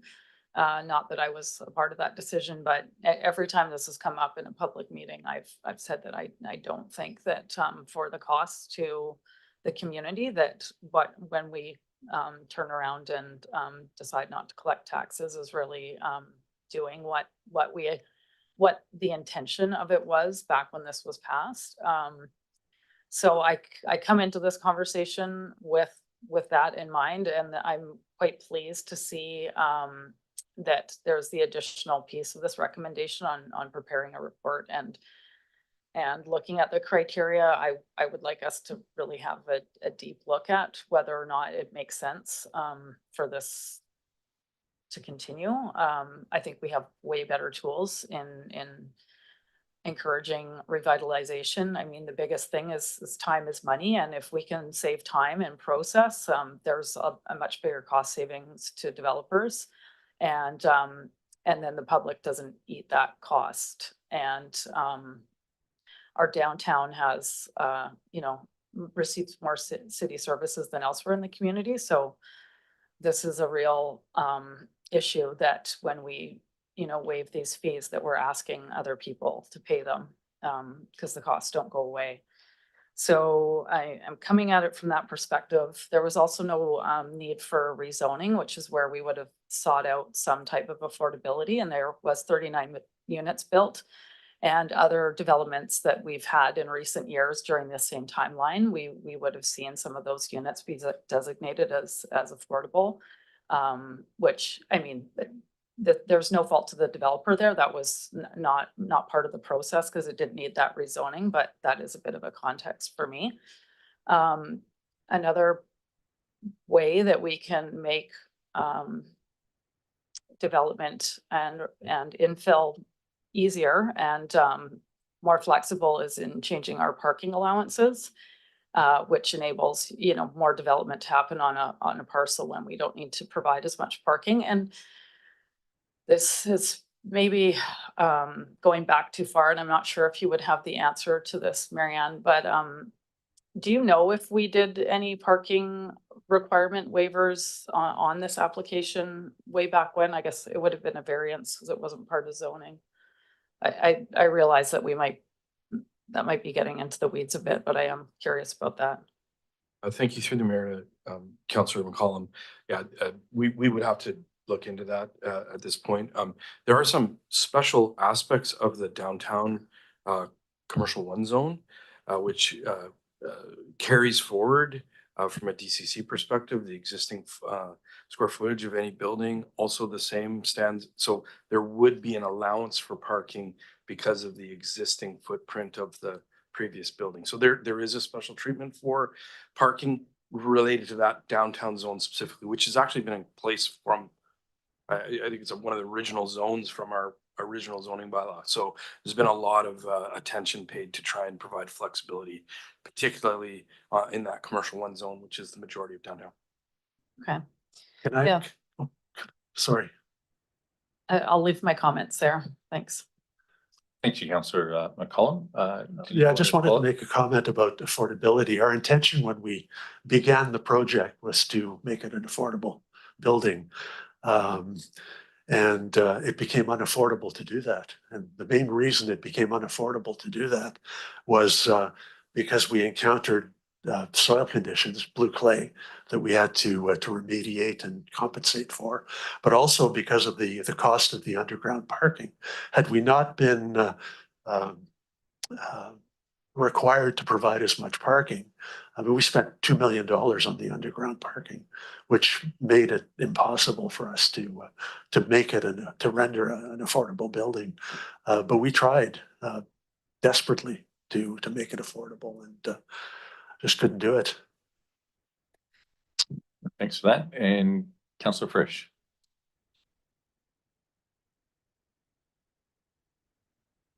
Councillor Moore. I think Councillor Frisch may have been moving to an action. I was gonna make a comment, but you haven't Oh. spoken, so.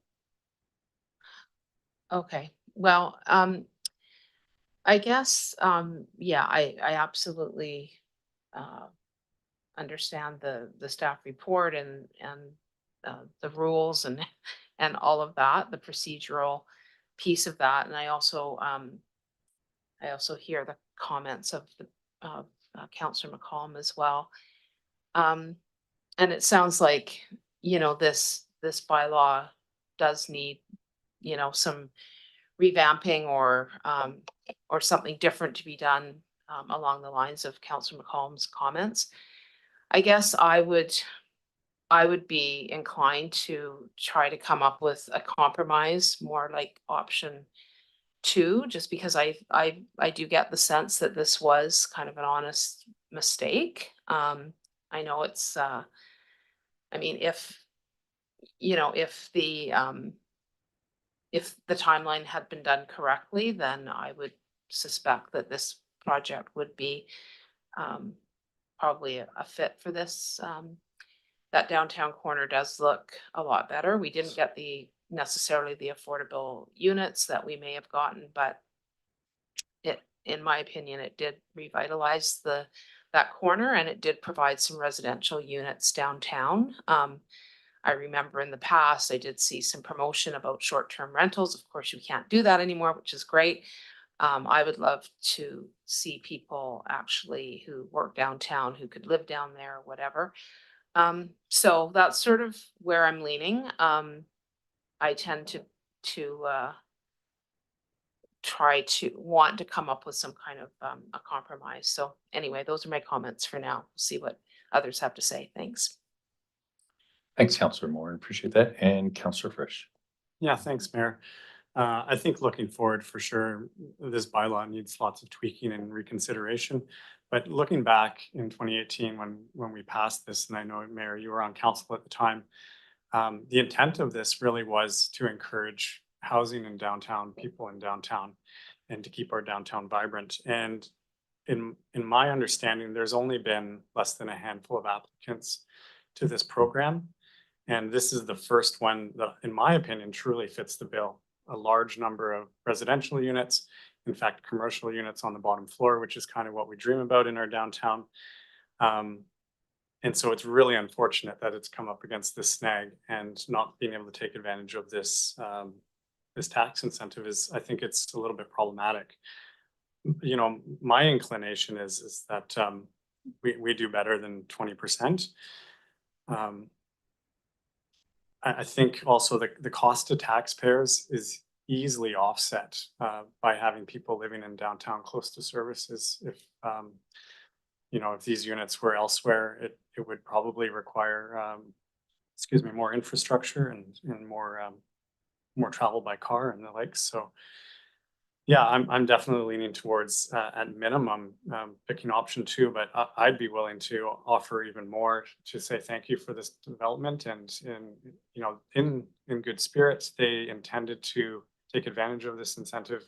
I think they should have been helped through it. I mean, we haven't had many applicants, and I'm surprised that staff didn't catch this, but I'm also not surprised because staff are extremely busy and aren't necessarily in charge of holding everyone's hand through every process. But yeah, I mean, I'm inclined to offer like 50% and to say, you know, these people, they made a mistake, but we want to honor our desire to have more development in downtown. And then moving forward, absolutely, I think we need to look at this and see if there's the value we want, but that's a different discussion. I'll leave it at that for now. Thanks, Councillor Frisch. And yeah, I don't think I could probably agree more. I mean, that expectation that we had of what this would do.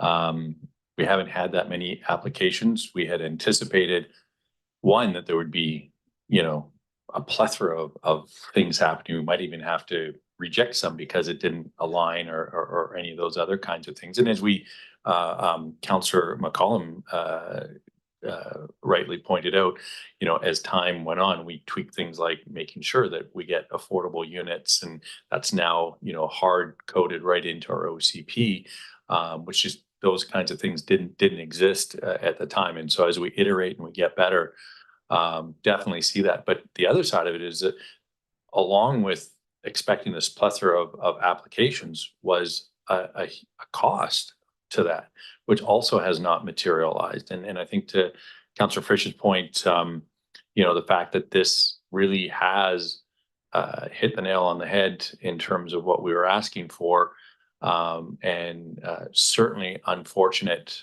in terms of the, you know, cost overruns, which, having built a few things in my life, I feel the pain that can happen, whether that's personally or even at the municipal level, that can happen. So I would sort of echo that sentiment, that definitely a higher amount, given the fact that we can't really say why this application was missed. So did you want to speak next, Mr. Garbutt, or?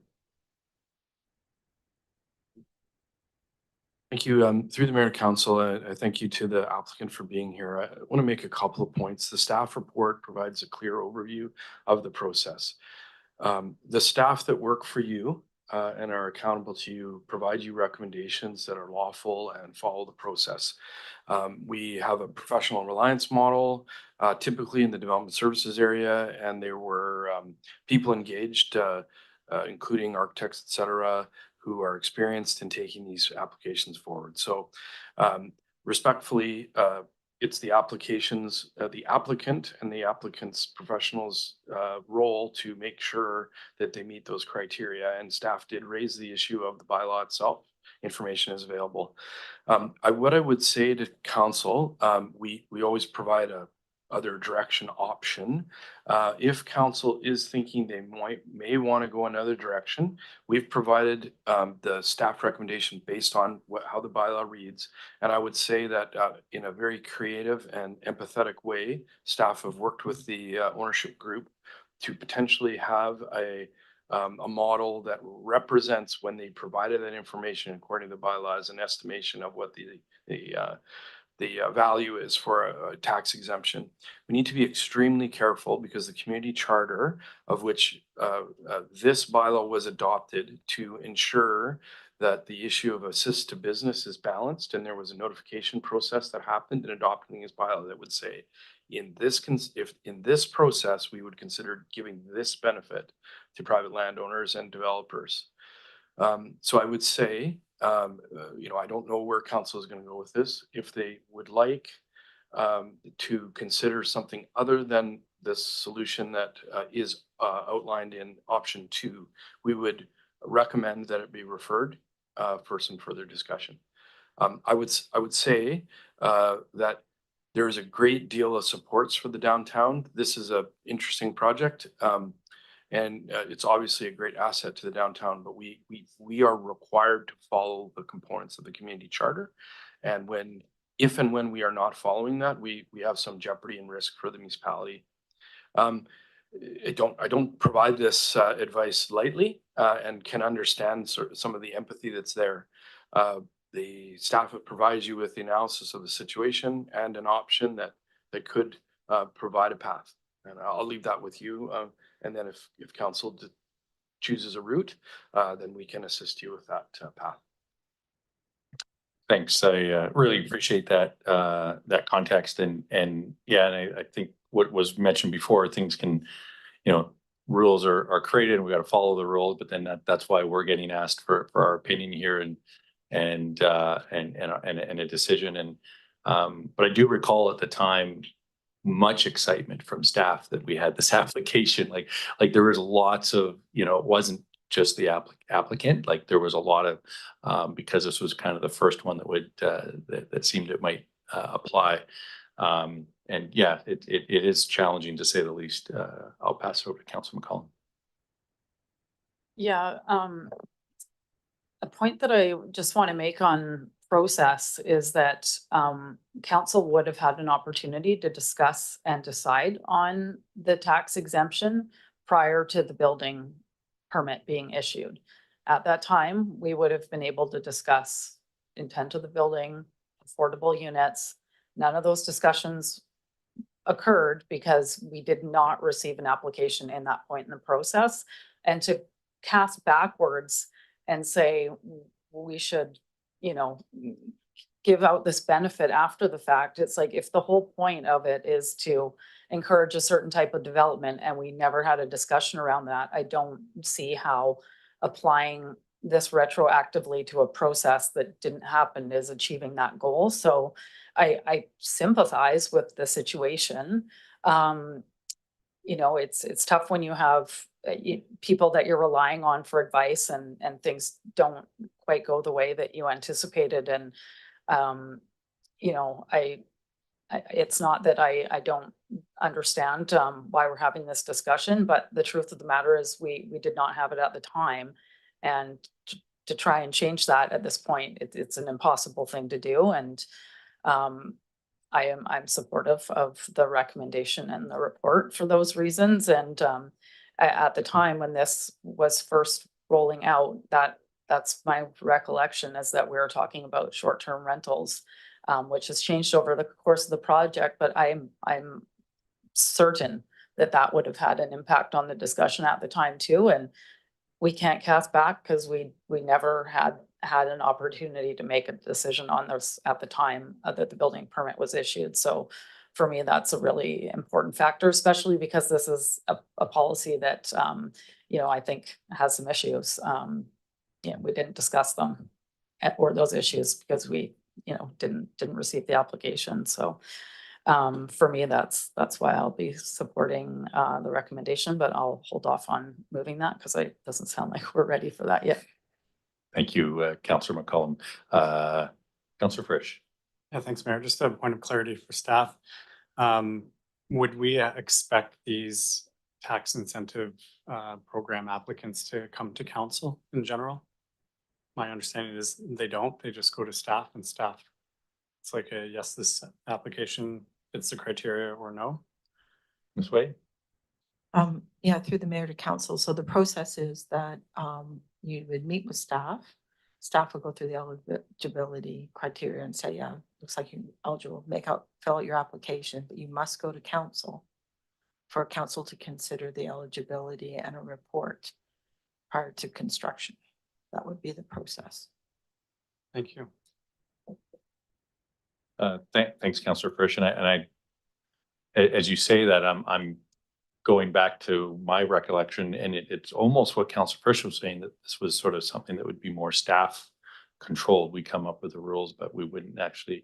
So but it could be, and we could have been told that. We're talking, again, trying to go back 6 years and remember all these minutia details is difficult at best. So, Councillor Morin. Thanks, Mayor. Yeah, thank you, Councillor McCollum, for articulating that. Those points were also, I was grappling with that we didn't have the opportunity to go through the process. I guess I'm wondering if what our city manager described earlier, does that reflect option 2, what you were? Because I don't see in option 2 some of what you said around coming back with reports. So I guess I'm just wondering. Yeah, thanks. Thanks for the question, Councillor Morin. So in the staff report, and of course I'm channeling my inner Kate, and I'm using electronic devices, and it is frozen up on me.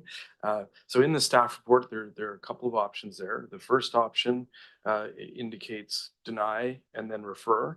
Option 2 indicates there's an opportunity to provide a tax revitalization based on the value of the improvements at the time of application. And we would also recommend that this, if council want to do that, to include the second recommendation of option 1, to review the bylaw to make sure that we're all on the same page. And then, did I answer your question there? What I was referring to is if council didn't want to follow the option that provides the partial, like I would just use the word partial, that reflects the application timing, and the applicant has provided the information that reflects the values increase, which I think was very good. As I said, I think this is a way to recognize this.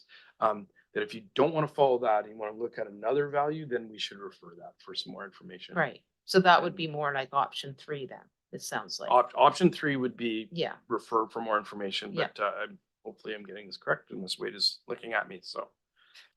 And Maybe. option 2, sorry, I just don't see it in the, can't put my hands Is it okay on if Ms. Wade just Yeah, gives a sure, go comment? ahead. Yeah, through the mayor, just to elaborate on what the city manager was saying. To be clear, the next option, so mathematically, within the bylaw that we have adopted, the percentage has to be determined by construction associated with an application. That's how we got the 21%. So if the council wished to do anything else, we would have to look at the bylaw, probably amend it, and figure out what the metrics would be in order to come up with a different percentage. So it's a very different process. So you're almost reevaluating the whole bylaw for eligibility, definitions, which is why staff is recommending let's review it. And based on the eligibility criteria and the intent of the bylaw, if council agrees that as of October 3rd, moving forward, that's the new improvements, we can measure that as a percentage of construction of new improvements, which is 21%, and that could be the tax exemption. That's the tool staff has. And that's covered in option 2. Right. Okay, thanks. And so the meeting we're having right now is kind of the one that probably should have happened at time of the full application.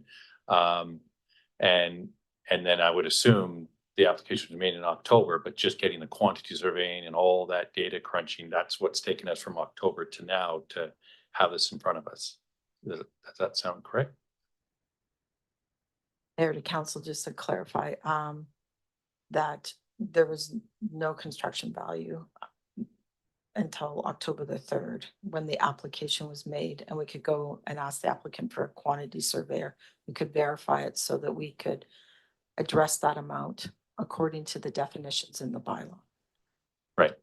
But otherwise it would have just been on the assessment prior to construction or a functional appraisal or something. Yeah, so it would have come forward, and then there's an assessment that is done estimating what the tax value could be.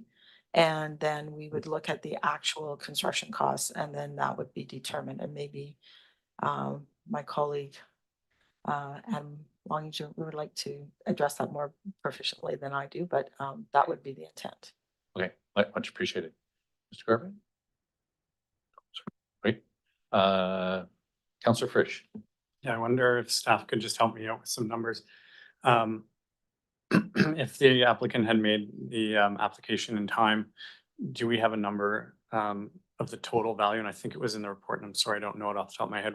The total amount over 5 years that they would in fact save on taxes. Do we have that number compared to the number if we offer to interpret the bylaw as, you know, as of the date they applied, and it's 21%? Could someone help me find that number? Just thanks. So it looks like my coworker has it right there. Yeah. Mr. Garvin? Yeah, I'd refer council to page 6 of the Thank you. agenda. 292 versus 61,000. Thank you. Don't laugh too hard over there. So, you know, like I said, I'm inclined to split the difference here and go 50%, which would create more work for staff and refer it back. And I apologize to the proponent who's looking for 100%. I'm also willing to and settle for 20%, which I know is a lot less money for you guys. But I also know that you know, you do take responsibility for some of the mishaps. So looking to the rest of council to help me make this decision instead of just throwing out what I feel. I have one more question for the applicant, and it really goes to what Councillor McCollum was talking about.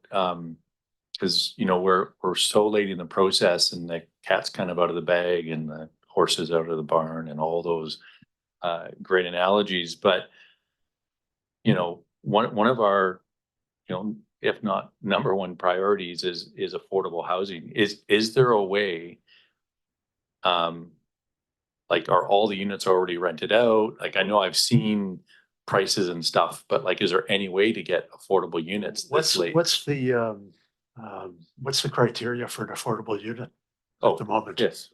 Yeah, and this is a back to staff thing anyways, but. Yeah, Mr. thanks, Mr. Mayor. We need to stick to the matter at hand, and if council wants us to get into a little bit more information like that, I'd be concerned that we have an in-process application. We have a bylaw in front of us that has criteria, so I'll provide that to you, and I suggest that we may proceed and give us some direction. Cool. Okay, thank you. Councillor McCollum.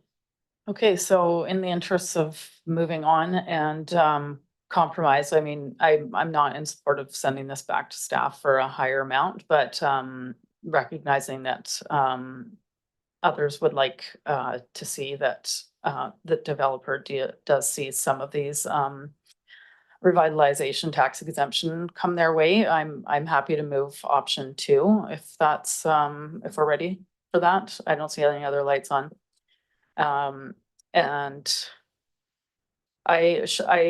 should I read it out? Because it's not what's on the, okay. Coming. Councilor for a second. Do you want to I'll speak stop. to it? No, or- I'll stop talking. Okay, yeah, no, I know we've had a long conversation here, so. And it's not particularly often where we are looking people in the eye as we're making these decisions either, so. I just want to acknowledge that, so I appreciate staff and council for having this difficult conversation today. Okay, so on the screen that people should be seeing, it's 2. And And so I don't know that we have to read it out. It's fairly long, but it is on the screen there.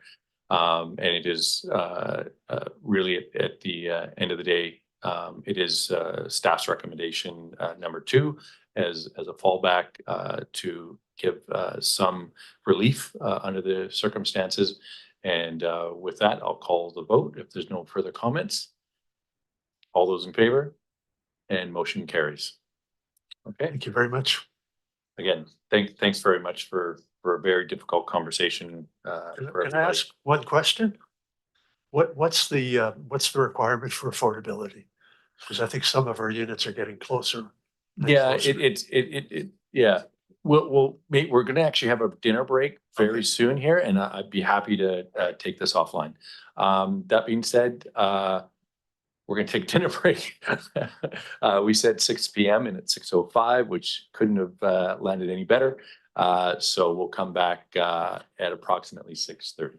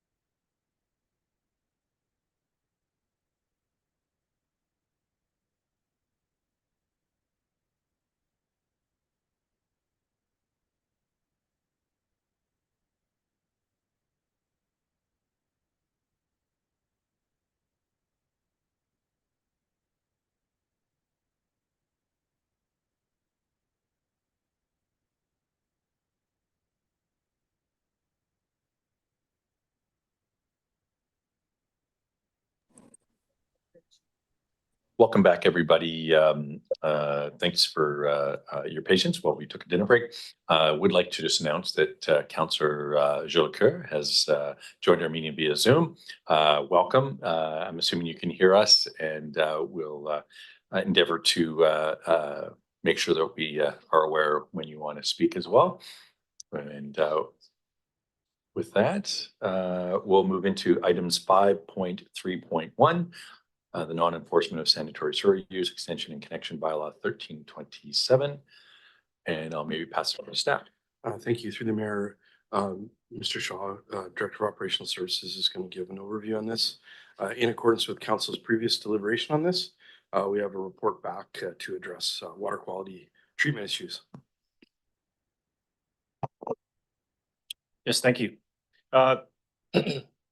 Through the mayor to council, brief staff report, really an update report. Thank you, city manager, for highlighting that. So this harkens back to a report that staff brought forward on July 17th, where the CBRD requested the non-enforcement of the sanitary use bylaw, whereby they requested the ability to discharge construction waters that were generated through the construction of the new lift station on Comox Road, requesting to put groundwaters that they had gotten through their construction process into the sanitary system and subsequently into the treatment process. At the time when council received this information, we had not received water quality data. So as part of that resolution, the request for the CBRD and their proponent was to go out and seek that sampling information and understand what the parameters of the water was within the area. So they've since done that. Through that process, they've determined that the water does not meet the compliance requirements stated within the bylaw. So the pH is the only outlier within that process. It happens to be slightly low, below the minimum 5. And so there's a treatment process of which they've outlined is attached as attachment number 3 in the memo that they supplied by the proponent's engineer, sealed by their environmental engineer as well, that states that they'll have a treatment process to satisfy the parameters within the bylaw requirements prior to discharge within the system, which would be compliant through the sanitary use bylaw. So the recommendation is to continue with that process, allow them to do that. There is a provision within that if they could find additional samples that could be proved to be compliant through further diagnostic sampling, as long as they meet the parameters, that the permission would be to allow the water to be discharged into the sanitary use or the sanitary system. So with that, I'm happy to take any questions that council may have. Excellent. Thanks very much. Councillor Frisch.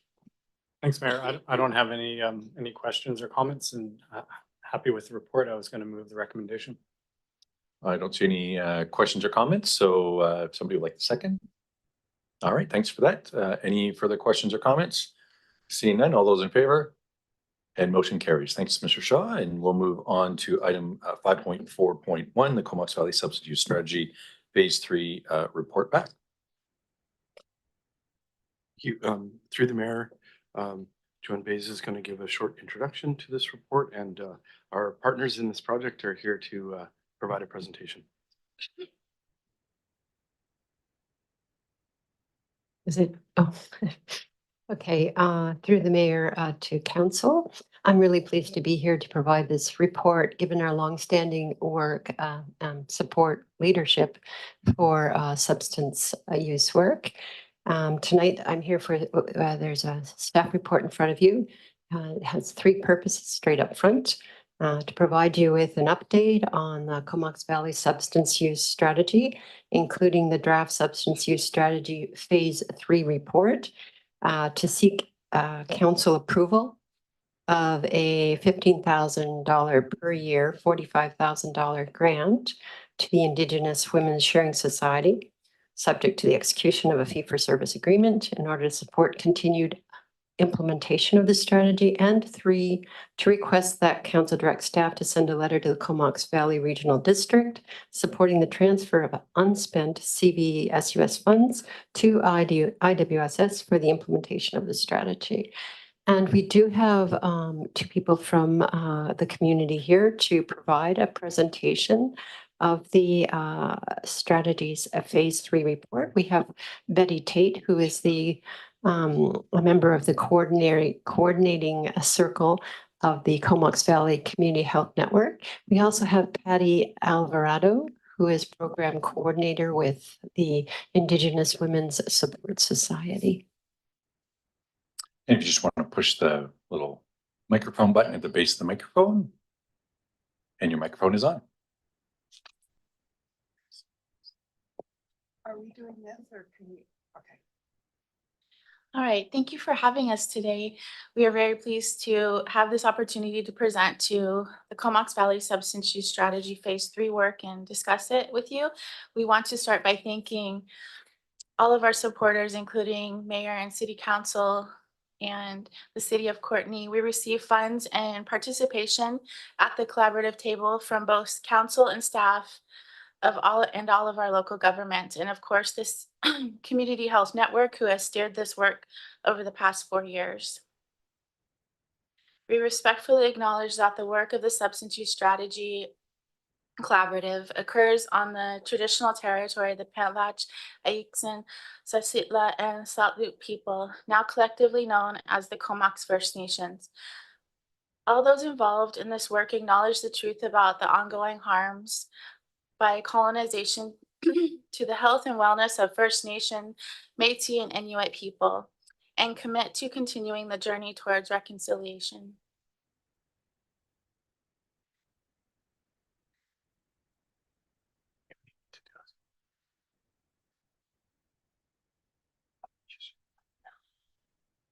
We want to also acknowledge that this work would not be possible without the huge input of people with lived experience of substance use, and the selfless sharing that they provide in our work. We walk alongside, honor, and appreciate those with lived experience and expertise and living experience. They are the experts who must be involved in decisions that impact them directly. We are also very appreciative of the Indigenous voices and partners in the collaborative at our table for always giving us new perspectives and bringing very important cultural safety to the strategy work. Okay. Mm-hmm.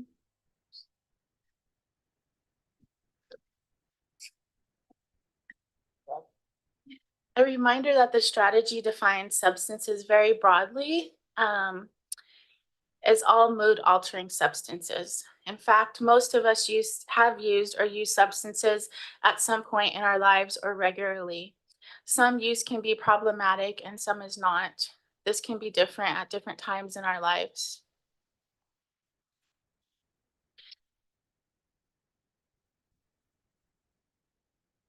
Another reminder that the most consistent message heard over the past 4 years from the community is that substance use supports are very siloed. There is a strong need for greater collaboration, communication, bold action, and innovation. Strengthening the Community Valley Substance Use Support Network in the Comox Valley is what we have begun and continue to work towards.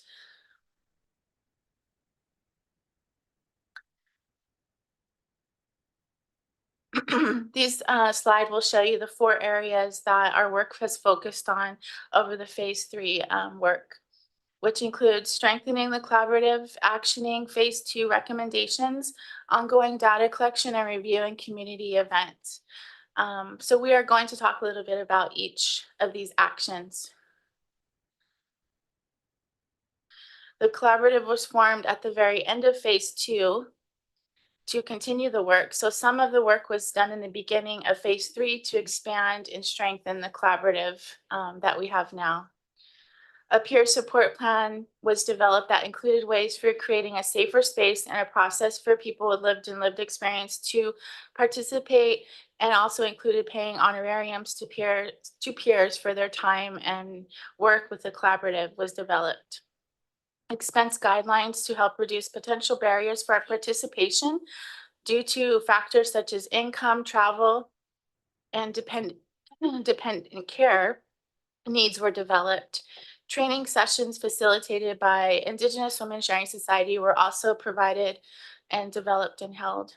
One session focused on working with people with lived experience, and the second centered on cultural safety, cultural awareness, and humility.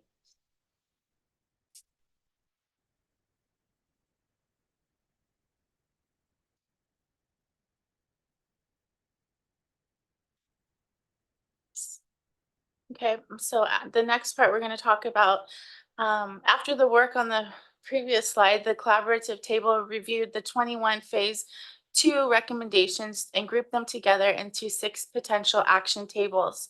They also looked to the recommendations for where groups in the community that were already working on these recommendations could be engaged and included in the collaborative. Some of the recommendations also became the responsibility of the collaborative table as a whole, as they are all overarching recommendations for all tables. This diagram of how the recommendations were spread, this shows you how the recommendations were spread among all the 6 action tables. Okay, thank you. You can stay here with me for questions. Don't leave. Trying to sneak away. So I'm Betty, this is Patty, and I'm just going to continue with the rest of this. So we did this diagram, and then I'm going to just talk a little bit about what we accomplished in relation to the recommendation. So the collaborative table looked after recommendations 10 through 14.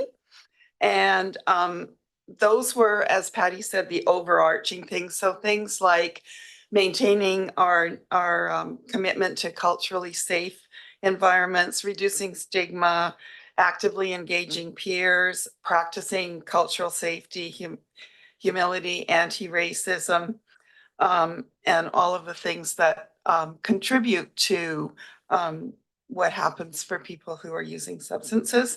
And then the last one was oversight of and leadership for the strategy.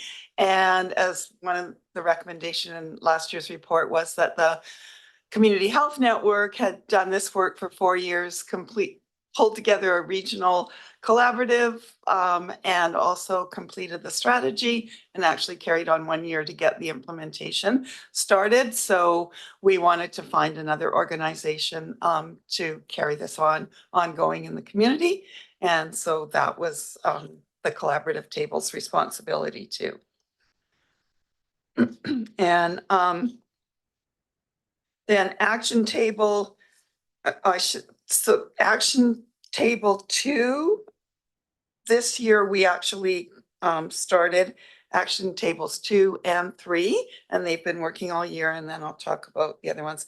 So action table 2 is responsible for 4, 5, and 6, and 20 is the recommendation. So these are all around safer supply, the inhalation OPS, opioid agonist therapy, or OAT, and the peer assisted care team.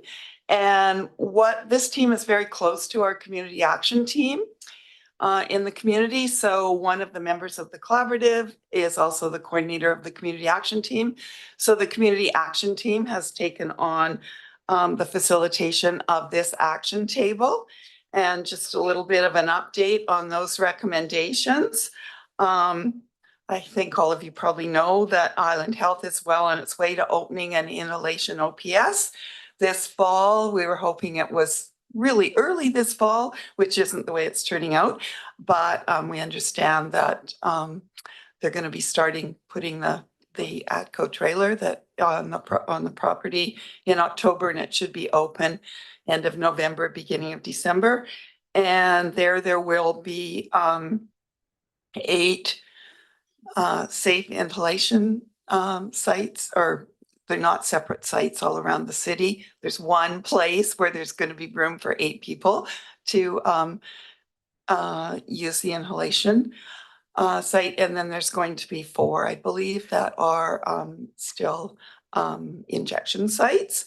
So that's a huge need in our community, and hopefully it's going to be a Christmas present. And then the OAT is much more easily accessible through the work that's been done with some of the pharmacies in our community. And the village clinic has now moved moved from their old site, opened as the village clinic, has 4 doctors, 3 peers, 2 working dogs, and admin staff who can provide care to people within a week. So if someone, I think everyone knows, right, OAT are certain drugs that take away the need for to use substances. So it's a way for people to move off of substances. So they can be seen within a week, and it's also been expanded that there's nurses on the outreach teams that can prescribe out now and do some withdrawal management services. And with all this good work, the problem still is that once people are sort of on that path to, I want to move, that treatment is not readily available in our community when people are ready for it. So that's one that we're working on. And then you all know that Courtney was successful in receiving funding for a peer-assisted care team, AIDS Vancouver Island, and partnership with Comox First Nation is going to be delivering that. And we understand that they've hired, and that will be starting in the next little while to provide response to mental health emergencies in the community. And then Action Table 3 has also been working all year, and this is a large team of multiple youth serving organizations that's led actually by the City of Courtenay's Community Youth Development Supervisor. She's done an amazing job. She's been on the collaborative for quite some time. And this is recommendation 15. They're exploring creating a community youth council. They've hosted 2 youth expos. They've done a survey. They're determining proactive ways to engage purposely with the school district. They're actually doing some consent workshops in the schools in the next week or so, right? Yeah. So they've been working really hard. Action tables 1 and 4 at our last meeting, both of them are starting within the next few weeks. One to look at or to work with the business community on the recommendation related to stigma and engaging the business community in the solutions around substance use. And action table 4 is related to seniors and substance uses. Whoops. Geez, I'm tired tonight. And then the other thing is that I think that's really important that as this work is going on, we've got the recommendations, we've got the collaborative, we've got the action tables, but also there's just work happening in the community. And as things come up, we get people involved in those into the collaborative, and that's all part of this creating this unsiloed network that we're all working together, which is really the big goal. So one of the things that is happening is related to recommendation number 8, and which is a recommendation around the health services hub. And Island Health has been working with all of you probably know this, Comox Strathcona Regional Hospital Board. Yes. Yep. Did I get it right? Around a health services hub. And so we have had communications with Island Health leadership around what this hub might be like and whether we've got common interests in it. It has been broadened to be more of a community hub, or the potential to have community agencies in it beyond just Island Health services, which are really important. And the leader in that is actually coming to the collaborative table in the next couple of months. And we've made a couple presentations to the hospital board about that. So that one is moving. And then, sorry, recommendation number 21 is related to housing. And you heard it this morning or earlier about the new regional housing assessment, which is really important, and what it says about non-market housing and how much more we have to build in the housing. And of course, you also know that about the Braidwood project. Oh, thank you. Thank you very much. And that's going to be hopefully a huge boon too in our community around looking after some of the people that need housing. Housing is the #1 harm reduction thing we can do for substance use. People who are unhoused cannot address their substance use. So we need to house people. There's also a lot more people in our community who have substance use challenges and want to get clean that are not homeless. This goes across all the sectors. And then the other thing we've been doing is data collection, collecting data and having conversations about the best way to do that with some of our data collectors in the community. We found out that there's some challenges to that because actually the data the substance use strategy would like to have, it's not easily collectible by some of the agencies. So that's a collaborative table discussion that's ongoing, and we're going to keep working on it. We also have this so far focused more on quantitative data. So we recognize the importance of qualitative and have stories from some places, and are going to work in the next year around qualitative data to contextualize the quantitative data. And this phase 1 and 2 report contained a lot of data. The third one, we've included the 2021 census data infographic that's new. There's information in there on the continuing unregulated toxic drug crisis, which is alarming, continues to be. There's 191 people who've died in the Comox Valley since the public health emergency was declared. And it's really, there's a graphic in there too, that this crisis continues to disproportionately impact Indigenous people who are dying at a rate much higher than others. There's also some data in there that's new this year on emergency service responses to drug poisoning, and which has also increased significantly with the increase in the toxic drug crisis. And it makes the point that that's important to everyone in our community because it puts a strain on the emergency services system across the board. And also in there is the new 2013 adolescent health study, which is done every 5 years. So we pulled just 2 pieces, mental health and substance use, out of that, but it has some good adolescent health data in it.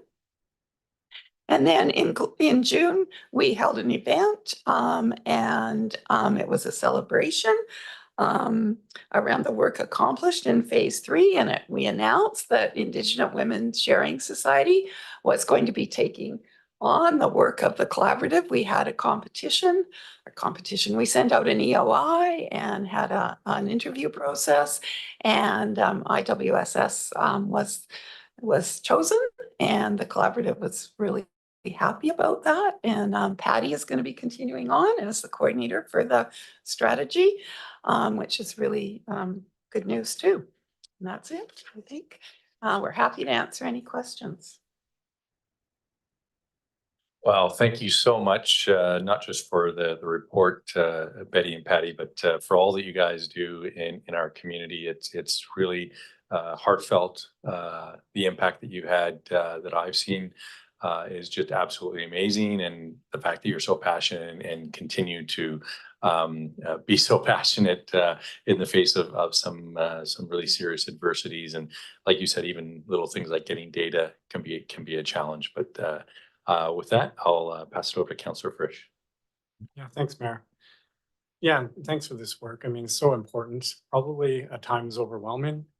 You probably feel like that little bird taking a mouthful of water to a fire at times, but you know, the things you've outlined are so important, and so I commend you for doing that. I wanted to ask you a bit about thinking more long-term preventative, and I know a lot of the items you have in here are kind of preventative, thinking about youth education, you know, housing. I think you mentioned poverty reduction.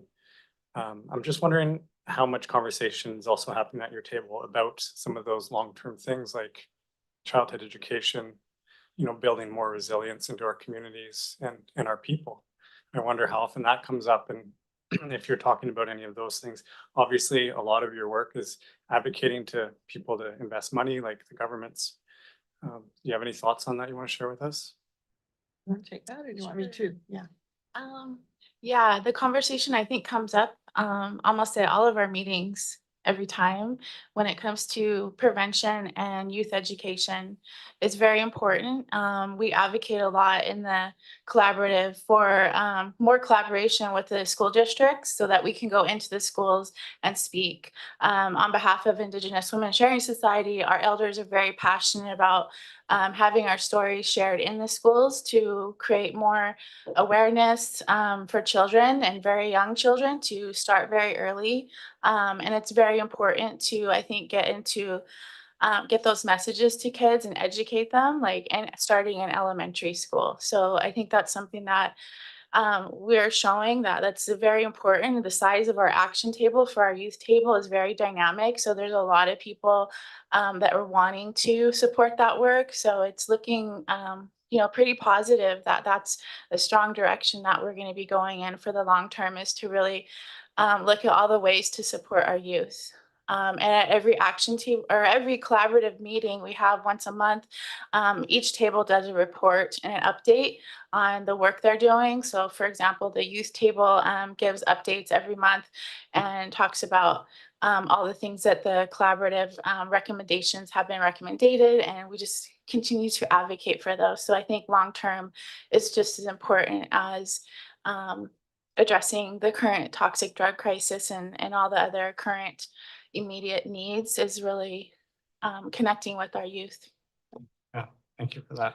I would say the other thing about resiliency is that has come up a lot at our table, and it's come up as resiliency and how we support one another. I think you mentioned it, like you can get down in this work. And so there's a lot of support for the people that are sitting around that table and that are on the front lines of this crisis. And that resiliency goes out and out and out, right? And so I think resiliency in this whole work is really, really important, both with people who are getting them early, and I think at the other end of the spectrum too, the seniors table is starting, and that too is, it will be some looking at what can be done, because most of the issues for seniors, it's very, very, very hidden. And but how to bring that out and also create that resilience and prevention with that population too. So it does get. And then the other thing I really want to say is one of the huge things that we need to deal with in this, it's not prevention, but is the stigma. And I really feel like this table that's starting with the businesses, and we've got a counselor from Comox who said, I'm on this, I'm going to work on it. And I know the business community, and we need to work with them to become part of the solution and understand what the issues are. And that's a huge prevention piece too. That sounds really important. Thank you very Yeah. much. Thanks, Councillor Frisch and Councillor Morin.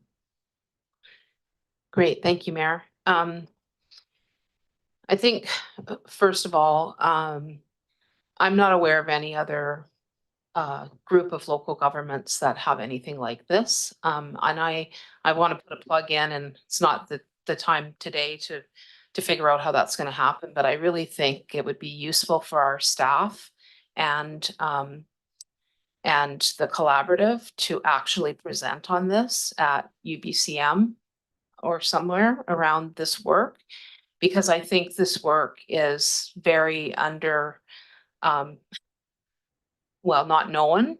And I mean, when you outline all the recommendations and the action, like this is a very action oriented collaborative, and stuff is happening. And it started with the city of Courtenay, but we've managed to actually get all the local governments on board. That took a long time, but city of Courtenay is still, I think, a big leader in that. And it's not just about blowing the horn of the city of Courtenay and the collaborative folks, although that's super important, but it's really to get the word out, I think, across the province and across even the country, in terms of going to FCM or something, because there's so much misinformation out there, false information. And I think that looking at the hopefulness of this work is really important. So I just wanted to say that to start with. And just an observation in the report, I think we hear a lot about how things are so much worse and in terms of higher number of deaths and things like that. And there's always a lot of blame thrown around. But it's really evident to me, and I mean, this isn't a scientific, I can't claim causation, but to me, it's pretty obvious that the deaths locally, and I know this is mirrored across the province, doubled basically around COVID. Everything got worse during COVID. Housing got worse, dealing with addiction got worse, mental health got worse, and that impacted people across our population, not just certain people. So it would be great to I think provide those linkages that make this more about, it's not about those people. These big impacts that we've experienced over the last few years are a huge part of what's happened here. And so my only question really is about well, the communication piece. I'm assuming that it's going to get published on all the places. Does it get published on our website? Yeah. And I think it'd be great if we could highlight certain sections of the report if possible. And I noticed that alcohol isn't included in one of the action tables specifically. I'm just wondering if you could speak to if there was anything in particular in the action tables that's looking at alcohol. Thanks. Do you want me to take that one? Sure. Well, we're anticipating that the seniors table is going to be focused on alcohol because that is what mostly the drug of choice is in that population. And the other place where there's a recommendation related to local governments actually around and healthy public policy and policy related to alcohol. And actually just at our last meeting, someone from Island Health, they've created a new healthy public policy shop or division or whatever they call it. And she came to the meeting, she's going to keep coming. And she's developing healthy public policy related to alcohol and wants to be, or we want her to be part of the collaborative working with us. And I believe if she hasn't already, she's also Island Health contacting the local governments to talk about that. And they're more prevention things too, Councillor Fish, that you know, sort of, do we need beer gardens at family events? Sort of, you know, that kind of thing. So there is some actions being done on those, yeah. Okay, thank you. Thanks very much, Councillor Morin. And I think yeah, it's been a great discussion. And oh, Councillor Jolicoeur, yeah, thank you very much. Sorry, I had written it down and then I lost you there. So thanks. That's okay. Thanks, thanks, Mayor and Patty and Betty. Just thank you for your leadership and the resilience that you demonstrate in the work that you do every day and bring this update back to council. Councillor Morin kind of took the words out of my mouth in many ways. I just want to reinforce one of the things that she stated, and I was obviously quite involved in phase one. And at the time, we knew that there was no one else on Vancouver Island, and I think only one other community in BC who was entertaining municipal involvement in substance use policy. And I would also kind of reiterate, you know, I know that we're in action orientation, and I think that's, you know, you go on the threads online and just generally most conversations in community, people want to see more action and less talking. And I'm really happy to see the tables thriving, and the big, the small, and the medium actions are all having an impact across the table.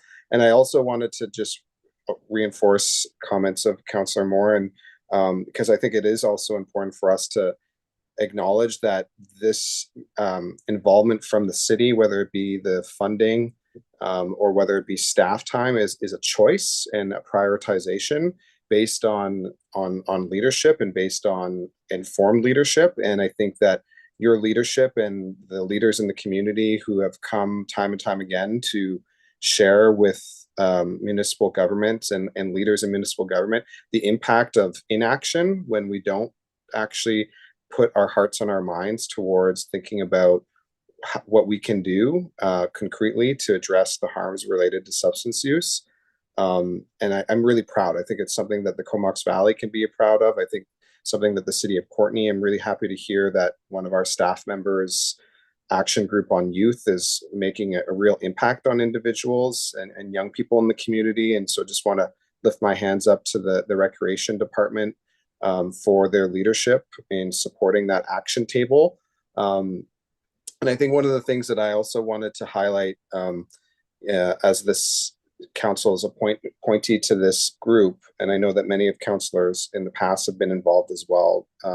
So wanting to acknowledge their passion and commitment to this work.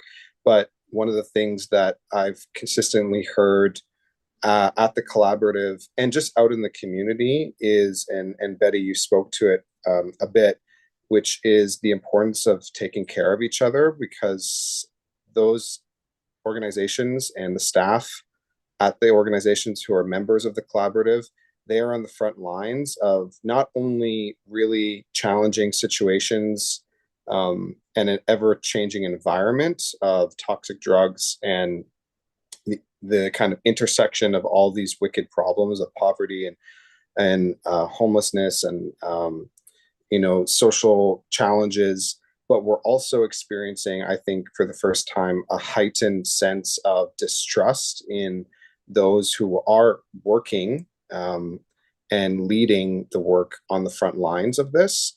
And I know as a recovering frontline worker myself, that it can be really challenging to show up to work every day and to help people who are struggling when there is a rhetoric in our community and in this province and in this country that undermines the value of those workers.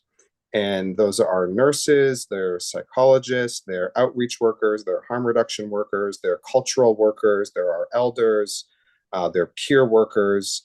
They're the folks who show up every day to support people, sometimes at their worst. And I really think that we need to be naming that we need to be more generous with our thoughts and our words in this community around how we think about the people who are on the front lines supporting people who are struggling with substance use. So I just want to just speak to that. I've heard it quite clearly that we need to be supporting our workers on the front lines. When you show up every day and you don't know if one of your clients is going to be alive or not, like that has a real life impact on someone's health. And so I did want to just take a few minutes in our meeting today to speak to that, because I think those individuals, they're members of our community.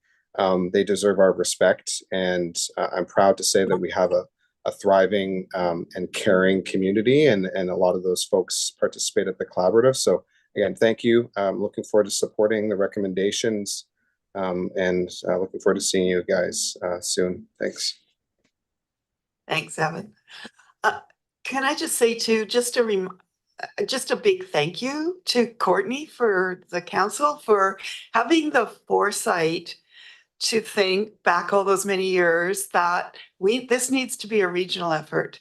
We've had I think it was called a drug committee you had for years, at the very, very, initial. And then it got to a point where it was like, this has to be regional. And that's where the Community Health Network got involved. But that was some foresight. And yes, I think we've done really hard work. But I also think that decision for it to be regional, we would never be where we are now without that movement from there. And that was a really important decision that you made 5 years ago or whenever it was. Yeah. So thank you for that. Thanks so much. And again, I think you've heard the appreciation that we have around the table, and there are discussions that are happening outside here as well. And Councillor Jolicoeur and myself and leaders from some of the other councils in town talking about trying to support and getting an event called Soberfest going and meeting with the Alano Club and stuff. So that we can take some of the, great celebrations in our community. So it's not just the hard work, but I was really glad to hear that you had an event. But I think having something where we can invite our whole community and say, we can celebrate and we can do it in a way that doesn't involve substances. And I think the city already does some things like that, but to actually name it, whether it's called Soberfest or something like that, where we can really bring people together in our community in a relatively safe space. So yeah, really appreciate it. Great. Councilor Frisch. Oh. Yeah, thanks, Mayor. I didn't see any objections. I wonder if I could move recommendation 1, 2, and Councilor Jolicoeur. I was going to do the same thing. Oh. All right, so one of you is going to get credit for moving it. Somebody's going to get credit for, there we go. Thanks for that. And I don't see any further questions or comments. So I'll call the question. All those in favor? And that motion carries. And there are 3 recommendations. So we'll go to recommendation 2. Okay, moved and seconded. And again, did you have a comment? Yeah. Yes, thanks. Thank you, Mayor. Yeah, comment for our partners, particularly around the funding requests. And I appreciate, Betty, you just shared the insight that previous councils have had around including our other municipal partners in this work. Can you share maybe, because I don't know if you mentioned it in your report, but are you also going to Comox and Cumberland and the CVRD for ongoing funding?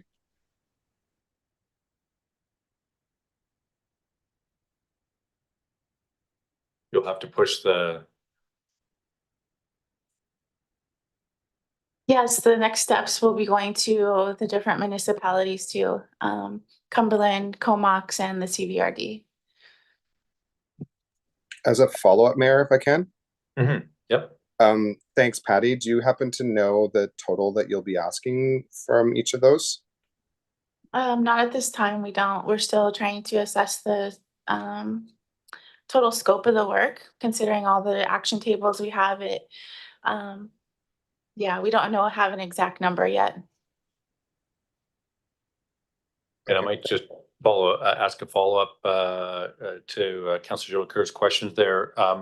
Because obviously we are passionate about this and we want to support it, but we also want to make sure there's other partners at the table. And maybe another articulated question, because of course, when you go to the CVRD, if it's the full board, well, we fund that, to the tune of about, I think, 40%-ish. And so if we donate here, or not donate, but if we help support it here financially, that can happen there. And so there is the electoral area services committee, which would just be the AS directors. And so just from making sure that there is equity in terms of everybody having the opportunity at least to support this fantastic work. So hope that helps. Yes, thank you very much. All right, thanks for clarifying that question. And I believe we still got 2 on the, Joanne, sorry. I just wanted to provide a little more information on that. I received a report from the CVRD, so I got a financial summary.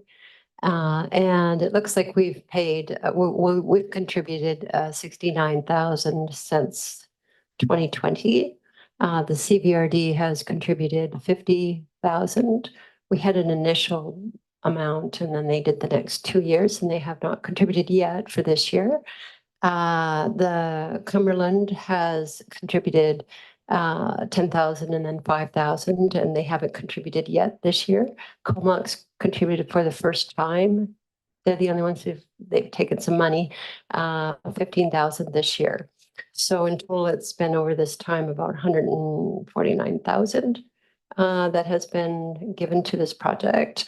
And we have the money allocated for the next 3 years in our budget, and they have not asked us for the 15 yet. So we're just asking to put that forward, the 15K per year. They haven't asked for the funding for this year, and then the next 2 years, the same amount. So just so you know that everybody's contributing and we've got everybody on board. We've contributed the lion's share. But you know, CVRD is coming in. And yeah, the unspent funding, the amount is about $21,000.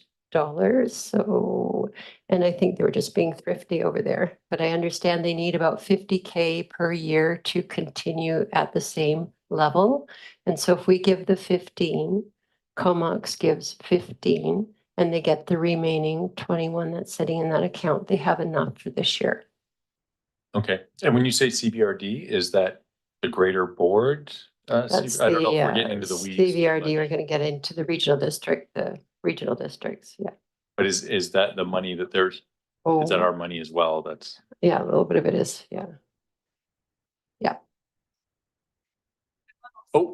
sorry, Betty, if you wouldn't mind just pushing that funny All button right. there. Thank you so much. You got it. You're Is it good now. working? Okay. Yeah. I just also want to point out that we also got grant funding. It isn't just the municipalities that have been, they didn't flow through CVRD, so that's why you don't have them, Joanne, but they went when we were working with Walk With Me. The Community Foundation has donated some money. Spark BC has donated some money. The Community Health Network developed some money, so that's Island Health. And there's a fourth one that's not on the, so besides the municipal, the local government contributions, there's also been grants, and that's another, you know, Patty and I have talked about that. Besides asking local government to contribute, continuing, that we can also find other grants, or hopefully find other grants and cobble it together like every other nonprofit. You're so optimistic. Keep going. But it's very helpful in this transition to be able to have funds for IWSS to continue and not have to Yeah. start fundraising on day one, which Yeah. is what Joanne is saying. Yeah, thanks. Thanks for that clarification, for sure. Councillor Jolicoeur. Yeah, I think just and thanks to staff for that clarification as well. I think what that speaks to me, and it's hard because I can't see people's nodding to this idea, but I'm wondering, because it's not in here, maybe putting forward a motion that the mayor on behalf of council requests from our municipal partners the continuation of support or ongoing support. I think that, you know, each municipality is engaged in their own budgetary processes and having to make tough choices this year. And I would appreciate, you know, some sort of communication that this is, you know, we have taken a large portion of this as our responsibility financially, and we'd like to see our partners continue to support it. So I'm not sure if there's any thoughts around the table around just a letter from council requesting Comox and the CVRD to continue supporting. I'm getting somewhat, maybe some nods, and maybe what's that? Yeah, so maybe that would be a subsequent motion, when Sure. we're done with the three that we have here, and then, we can come back, and then we can maybe even discuss it, more specifically. Councillor Fish, did you want to speak to Councillor Jolicoeur's? Because maybe we'll keep this to number 2, because I think we're, yes, all those in favor of 2? And, all right, 3's been moved and seconded. All those in, Councillor Frisch. Would this be a worthwhile point to ask staff to add into this letter, something just encouraging other municipalities to join us in this endeavor? Would that be simple enough? Since we're sending a letter already to the regional district, looking for the transfer of those funds, would that be something that would go to the board? This letter is going specifically to the regional district, asking for them to transfer that fund, and that we could add that to the letter for them. But I'm wondering if we need a separate letter for the others. We're not asking for transfer. So I think I would be happy to construct that letter. I'll Yeah, leave I this, think I'll leave just this keep it motion as- alone. Yeah, and, just keep and it let as- Councillor Jolicoeur deal with it next if he wants. Okay, there we go. All right, we got the motion on the floor. It's moved and seconded. All those in favor? Motion carries. And Councillor Jolicoeur, did you? Yeah, and apologies to staff about the motion on the fly. I think what I'm looking to move is that council, the mayor on behalf of council request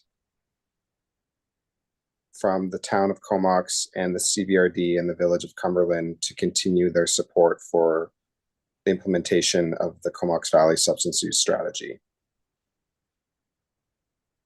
It's been seconded. And if, do you want to speak to it, Councillor Jolicoeur, or we got some lights here? I think we've made it clear Yep. from, hearing from staff around what we've contributed to date, and this is a all hands on deck affair. And I think that we've seen from this report that the action tables are making good with the dollars that they have to make real life impacts on people's situations. So I just be wanting to, continue to encourage our colleagues across the way to continue to support this work. Thanks. Thanks for that. And Councillor Morin. Thanks, Mayor. Do we want to address the RD letter to the electoral service area instead of the entire board? I think. Yeah, Yeah. that works with me. Thanks. Yeah, I think that we don't need to be double contributing. Thanks. Thanks for articulating that, Councillor Morin. Okay, so are we comfortable? Do you want to are you able to put it up on screen? Please and thank you. They'll be underlined in red, right? Yeah. So.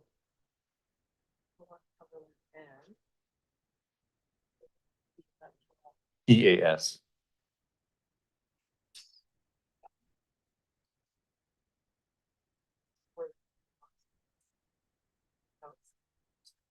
Yeah, and it's EAS.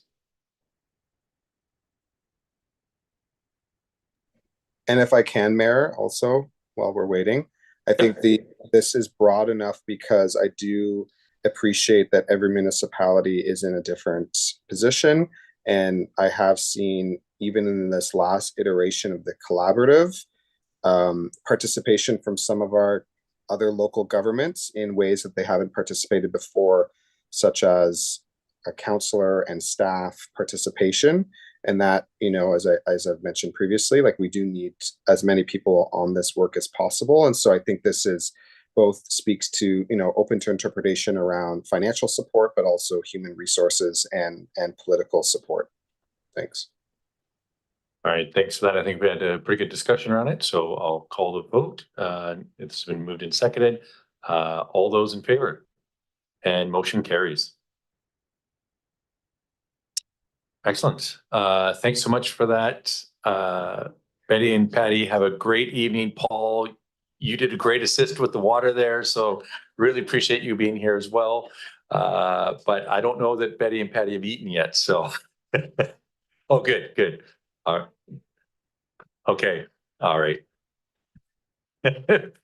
Thanks again. Have a great evening.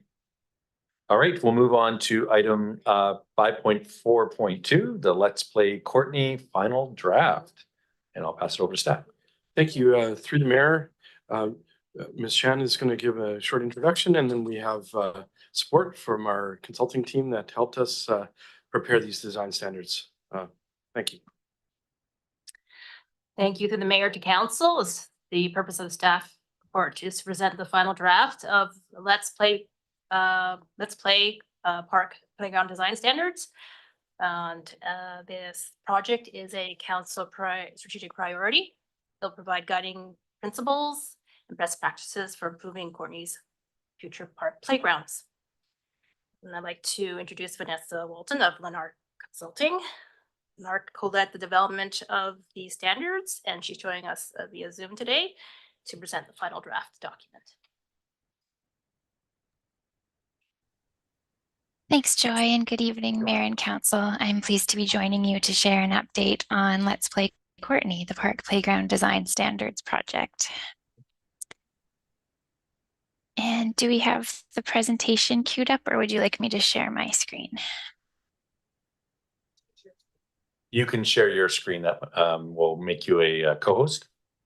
Oh, you're okay, already great. co-host, so it should just be magic. Okay, just bear with me while I get my screens all in order here. Okay.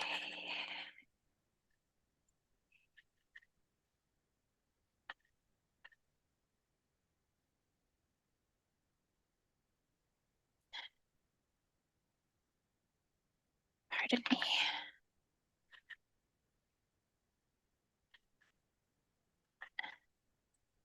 There we go. Is that coming through now? It's just popping up right now and we see Let's Play Courtney, City of Courtney, September 11th. So that sounds like we're in the right place. Okay, perfect. My apologies for the delay there. So to outline what I'll be speaking about this evening, I'll start by sharing a quick overview of the project process. And next I'll share some information on the round 2 community engagement phase. And after that, I'll provide a summary of the park playground design standards. And lastly, I'll give some info on final steps for the project. So this diagram explains the project process and shows the 2 key phases and milestones within each phase. So as a refresher, phase 1 focused on gathering ideas, both hearing feedback on the playground system today, as well as preferences and priorities for the future. And we used the feedback received in phase 1 to help develop our draft of the park playground design standards. And then in phase 2, we shared.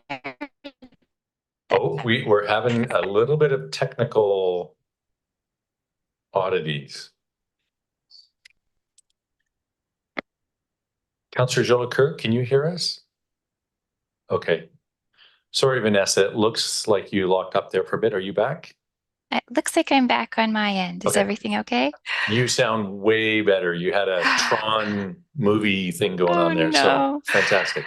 My apologies. Okay, hopefully we're in the clear from moving forward. So what I was saying was that following the phase 2 engagement, we refined our document based on the feedback received, as well as input from city staff and the outcomes of the project process, and provide an overview of the standards document. So on the following slides, I'll share some highlights of the phase 2 engagement. So the engagement period ran between June 20th and July 12th, 2024. The draft document was posted to the city's website for community review, and a number of outreach methods were used to generate feedback, including updates to the project website, a media release, social media posts, e-notifications, and community posters. And an online and hard copy survey was used to gather community feedback, and we also received input from city staff departments.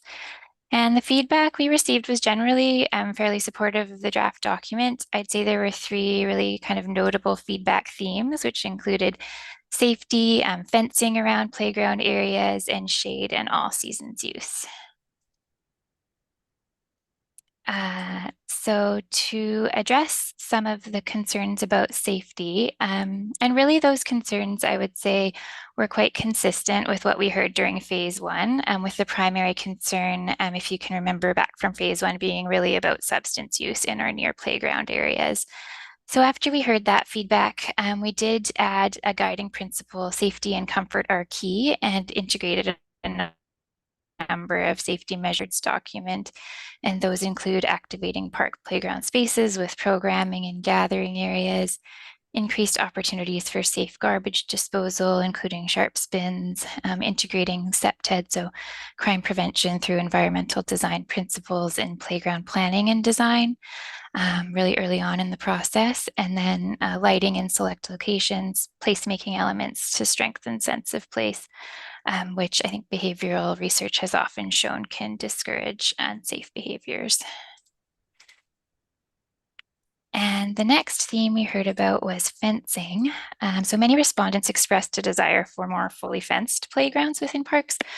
Several specifically noted concerns about open playground areas in close proximity to busy roads. So Woodcote Park was often noted as an example there, We then revised our boundaries and enclosure standard to include more definitive requirements for fully fenced playgrounds in immediate proximity to highways, arterial or collector streets, which is consistent with the safety goals indicated in the city's transportation master plan. Others noted a desire for fenced playgrounds around universally accessible play areas, which I'll touch on a little bit more later in the presentation. So the next kind of key theme from the phase 2 engagement was shade structures. Many respondents noted comments about shade and inclusion of more shade in park playgrounds. And to acknowledge those comments, we revised our standard within the supporting amenities section about shade to include both shade trees and shade structures in all park playgrounds, and added a note to consider alternative methods when trees are new and establishing. Since obviously newly planted trees aren't often providing adequate canopy for significant shade coverage. So now I will provide an overview of the Park Playground Design Standards document. So the document contains 3 key sections. The first section is planning, framing the standards. Second is design, digging into the details. And third is implementation, moving forward. So I'll tell you a little bit more about each section on the following pages. Section 1, framing the standards, includes information on project purpose, related plans and initiatives like the Parks and Recreation Master Plan, project process, what we heard during the community engagement phases, an overview of the playground system today, including a map of all existing playgrounds within the city, an explanation and map of the park playground classifications. So that's community, neighborhood, and nature park playgrounds as identified by the PRMP. Information on playground needs assessment. So that includes a map of condition assessment for each playground. Condition assessments being related to the condition and kind of level of maintenance and priority of renewal for each playground, and a vision and guiding principles to frame the standards. Section 2, digging into the details, provides an overview of the playground design standards and the 9 standard sections, which include accessibility and inclusivity, siting the playground, pathways and connectivity, boundaries and enclosure, playground surfacing and edging, play elements and opportunities, trees and planting, supporting amenities, and programming. In terms of format, each design standard is given a number, a title, a 1-line kind of concise description, which is meant to basically provide intent for the design standard. We also have information on background and rationale, which includes best practices info or kind of rationale based on what we heard from the community input received. The design standards section is often organized into community, neighborhood, and nature park considerations. And then the key sections within the document also have additional considerations bubbles, which are just kind of things that could be considered above and beyond the baseline standards or requirements. And then you'll see in this example section we've provided, we've also included some inspirational imagery to kind of illustrate some of the ideas and requirements included for each section. So I'll provide just kind of an overview of 3 of what we felt were the most key standard sections. The first being accessibility and inclusivity. So standard 1 is all about accessibility and inclusivity, but I think it's fair to say there are considerations for accessibility through each of the standards throughout the document. The intent with this one really being to plan welcoming, inclusive, and fun play environments for all ages and abilities.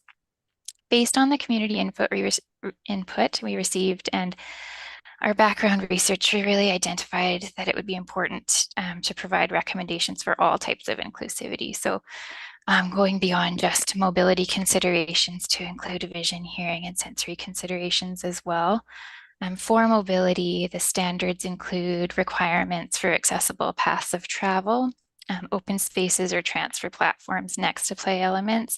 And that's really to accommodate both children using wheelchairs or mobility devices, as well as adults or caregivers. And then including a mix of ground level and elevated equipment. For vision, we've included considerations for use of strong contrasting colors and textures, avoiding the use of green and red or green and blue in close proximity, which can be really tough for folks who experience color blindness, and consideration for use of Braille inlays to help guide throughout the play environment.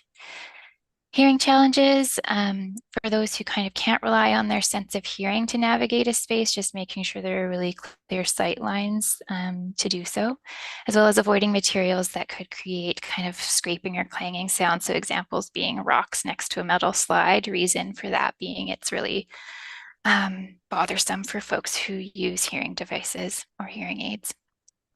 Sensory considerations, so with this providing active and passive zones, including really calming areas for sensory input. So examples could include a sensory garden or quiet fort area with opportunities for loose parts play.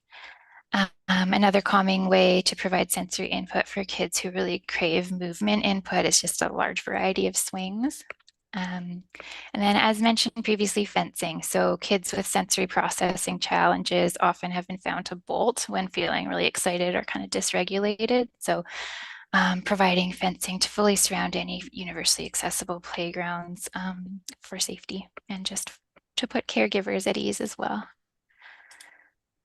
So another important aspect when it comes to accessibility and inclusivity is thinking about intersections. So while it's nice to provide separate areas that have different sensory experiences, also providing areas where all children can really safely come together and share a play experience. So an example would be swing or a merry-go-round or a teeter-totter where multiple kids of kind of all different abilities can play together. Areas for observation, that's referring to if there are children who don't feel quite ready to fully dive into a playground and just need a space to kind of observe before really starting to participate. Ideas could be sand play with universal access points, or like the example shown here, kind of a ground-oriented tunnel with climbing above so kids can interact from above and below. The next standard I'll highlight is play elements and opportunities. So this is a really key one within the document, of course. We've included some considerations for what ages each playground should serve or each type of playground. So community park playgrounds could be serving all ages since they're serving the entire community. Neighborhood and nature park playgrounds could be kind of on a case-by-case basis, either taught lots 3 to 5 years or 5 to 12, kind of based on community need. The way this standard's organized is into kind of standard and special play features. So I won't go through in the interest of time that I won't read the entire list, but community park playgrounds, since again, they serve the whole community, would integrate both standard and special play features. And you know, which of those to be integrated based on kind of planning context. And then neighborhood park playgrounds would receive standard play features as well as special on a case-by-case basis. One of the things we heard a lot about all through the public engagement process was nature play, just a lot of support from the community. So in the design standard for nature play, we've actually included some metrics for the amount of area that should be dedicated to nature play in all park playgrounds. So community park playgrounds with a larger footprint area would have 15% dedicated to nature play. Neighborhood park playgrounds would be 20%, and then of course nature park playgrounds 100% of the total playground area.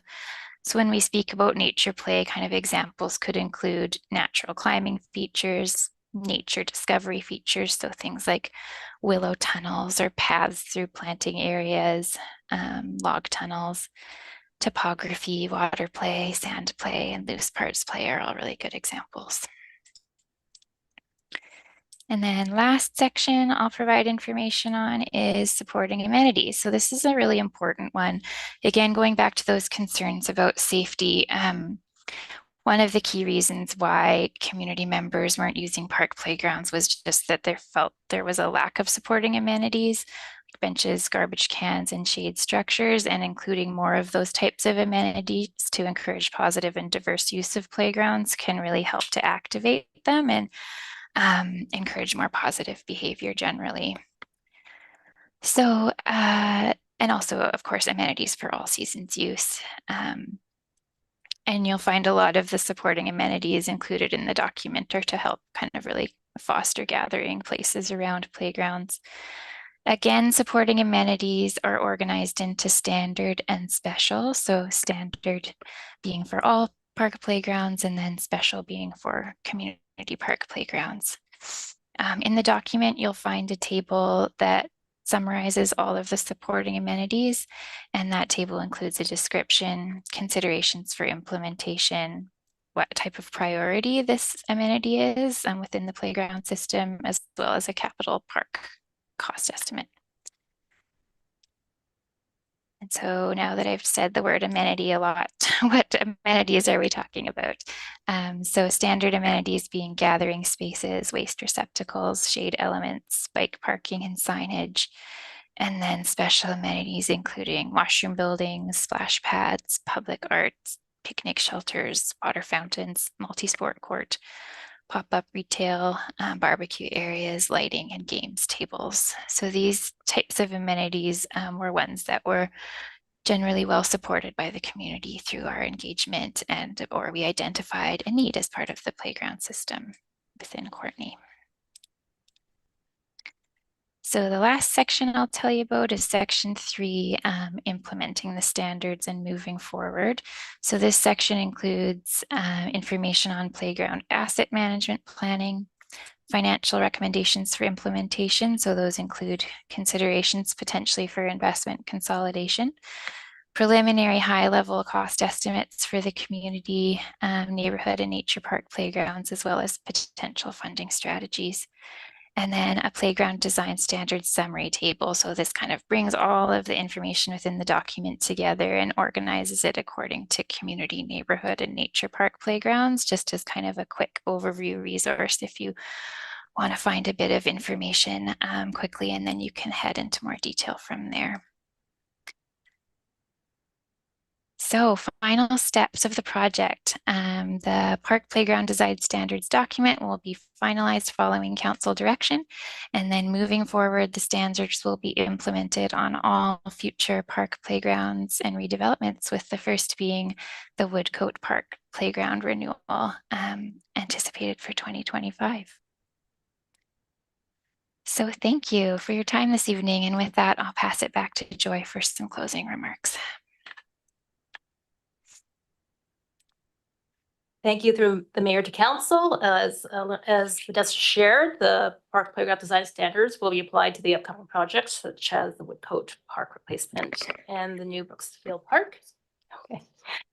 It's important to note that with a number of playgrounds coming due for replacement in the next 5 years, there are financial implications to implementing these standards. These financial implications will be included in the long-term 5-year financial plan. Staff will need to be strategic in their playground and park planning process. The complete communities planning work will assist with this as we identify areas of growth, but also areas where we may make reductions or changes. The park playground design standards ensure that the future parks playgrounds are designed to consider community wants and needs, which could include nature-based playgrounds. It shifts investment to strategic community park locations where destination or custom theme park playgrounds can be considered. Also considers the existing city playground inventory. We can also partner with the School District 71 to minimize duplication in playgrounds, and identification of gaps and opportunities for reinvestment through the complete communities planning work. And with that, I open the floor to any questions. Excellent. Thanks so much for the presentation. It was great to see kind of the level of detail that was in there. I mean, one of the things that jumped out at me, and it just dawned on me as I'd been taking my kids to these playgrounds at a young age, is most of them didn't have bike parking. And so you know, if you had a trailer you're dragging, well, probably nobody's going to steal your bike. But as they were riding their own bikes, it became more problematic. So I'm glad that that's being something that's contemplated here as one way to make sure people's belongings can be secured while they're playing, especially in the larger areas. But with that, I'll pass it over to Councilor McCollum. Yeah, just a quick question, in the interest of time, I won't ramble on too much here. Around the maps that are attached to the final draft. I guess page 15 is the one that I'm looking on, map C, but it could apply to a different one. It's really helpful to kind of see this depicted, our distribution of parks or playgrounds, and then which ones are newer and which ones are aging. But we also have some areas that we know we don't have playgrounds. There's a couple of newer subdivisions. There's just some parks that we have that would be like Harmston is actually probably a reasonable example, that it's kind of in the center of town and we don't have a playground there. And I'm sure some thought has been given to some of these places that just don't have a park rating because there isn't a playground there. And wondering if it would make sense to map that distribution or add that to the distribution as like where we have the gaps as well. I know we have that in the parks master plan, but kind of seeing these two bits of information overlaid would probably be helpful as well. So that was kind of the only thing that I thought was maybe missing, is that I was just drawing on my own kind of knowledge from around town. And yeah, it's good to see that highlighted as well, but great work, and it's nice to see this moving ahead. Thank you through the mayor to Councillor McCollum. So I think through the complete communities process, we'll see some of those gaps where we have certain parks that could have a playground where one doesn't exist, based on a review of our inventory and SB 71's inventory, and also the standards that we have through our parks master plan. Councillor Moran. Thanks, Mayor. 2 questions. One's really quick. How many playgrounds are covered under the Growing Communities funding that we allocated? Or what is that funding going towards? According to in our financial applications, we budgeted 3 playgrounds.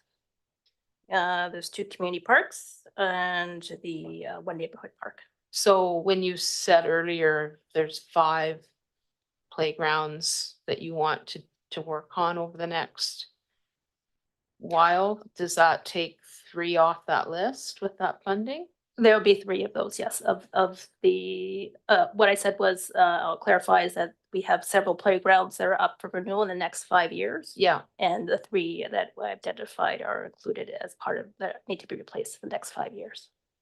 Sorry, I missed that last part. I didn't hear. The 3 playgrounds, the 2 community parks and the neighborhood parks, they're part of the playgrounds that need to be replaced in the next 5 years. And is the Growing Communities funding covering those though, then? Just the 3, the 2 community parks Okay. and the 1 neighborhood park. Great. Well, that's good that we have some of that anyway. Mr. Garbage just had. Oh. I can wait.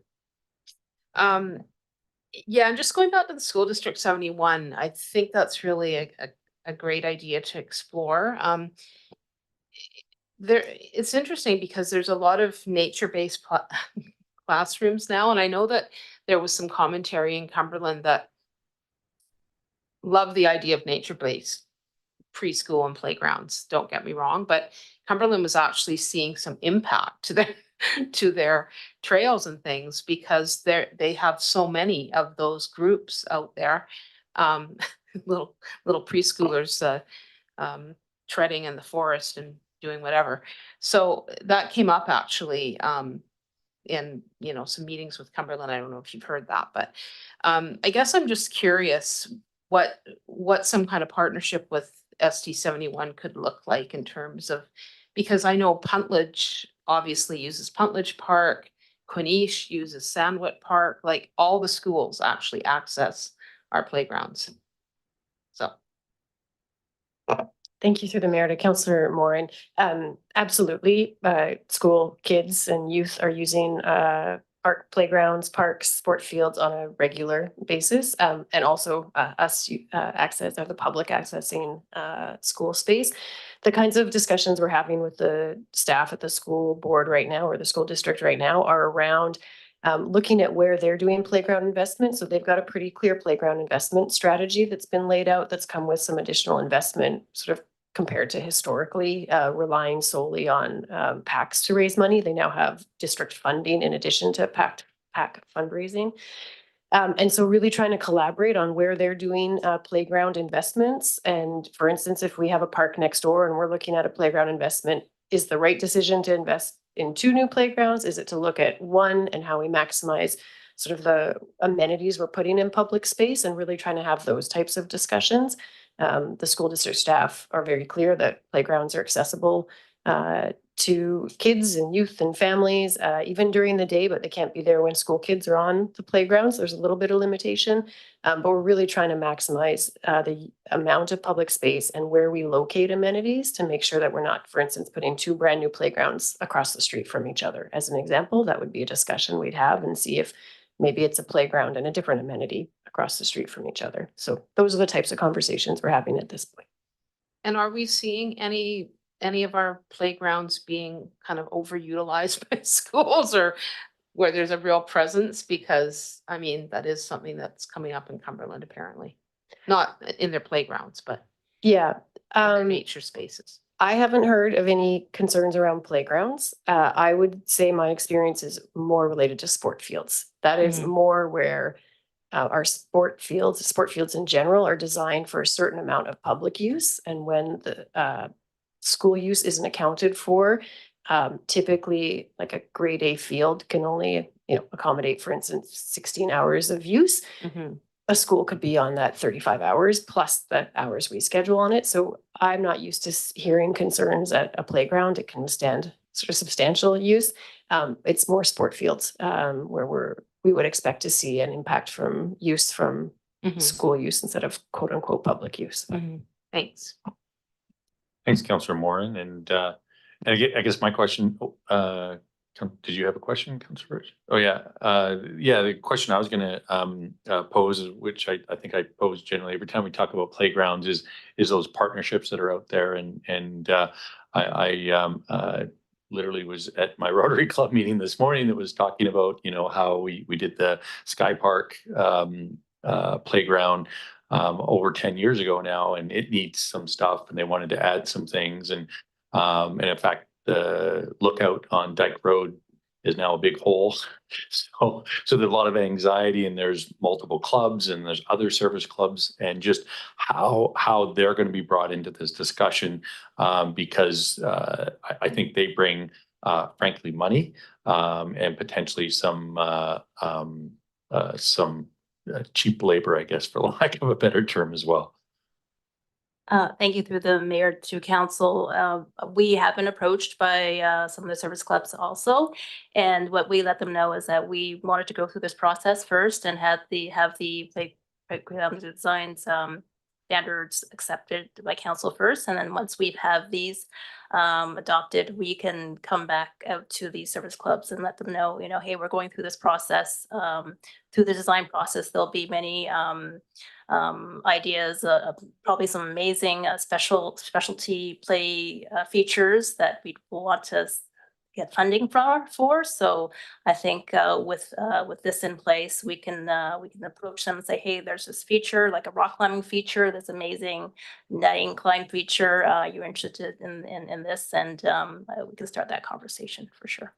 Excellent. Yeah, because I think one of the challenges, of course, is if they ask for year after year after year, then at some point they might not, or just through the attrition of membership and stuff, people might forget and stuff. And it's been great. I've had staff members, I think Ms. Saunders as well as Mr. Garbett, meet with some of these organizations, because again, I want to make sure that I'm not necessarily the person stopping it from happening either, and really trying to keep everybody before we start doing things, we want to make sure we have our ducks in a row. And again, the report today really looked fantastic, and it sounds like we are really getting ready to do some amazing things. So really appreciate it. And with that, Mr. Garbett. Thank you, Mr. Mayor. Just to Councillor Morin's question about funding. The reason why in this presentation we recognized and talked about the financial implications is that the project recognizes and values the improvements and positive impacts in the community. By adopting these standards, the currently the financial impacts are covered by the Strengthening Communities Grant. Future councils will be, so staff will be coming back with designs based on this and the financial implications of implementing those designs. So we just wanted to make sure council was aware of that, and we really appreciate that. And there's been a lot of effort from the community here, but we also need to recall. So we are this represents a pretty significant increase in the resources we're required to deliver, but it actually is directly in line with the input we received from the public and other forums where we've heard about how important our public open spaces are. So thanks for that. I had to backtrack there a little bit. Sorry. All right, I don't see, oh, Councillor Frisch.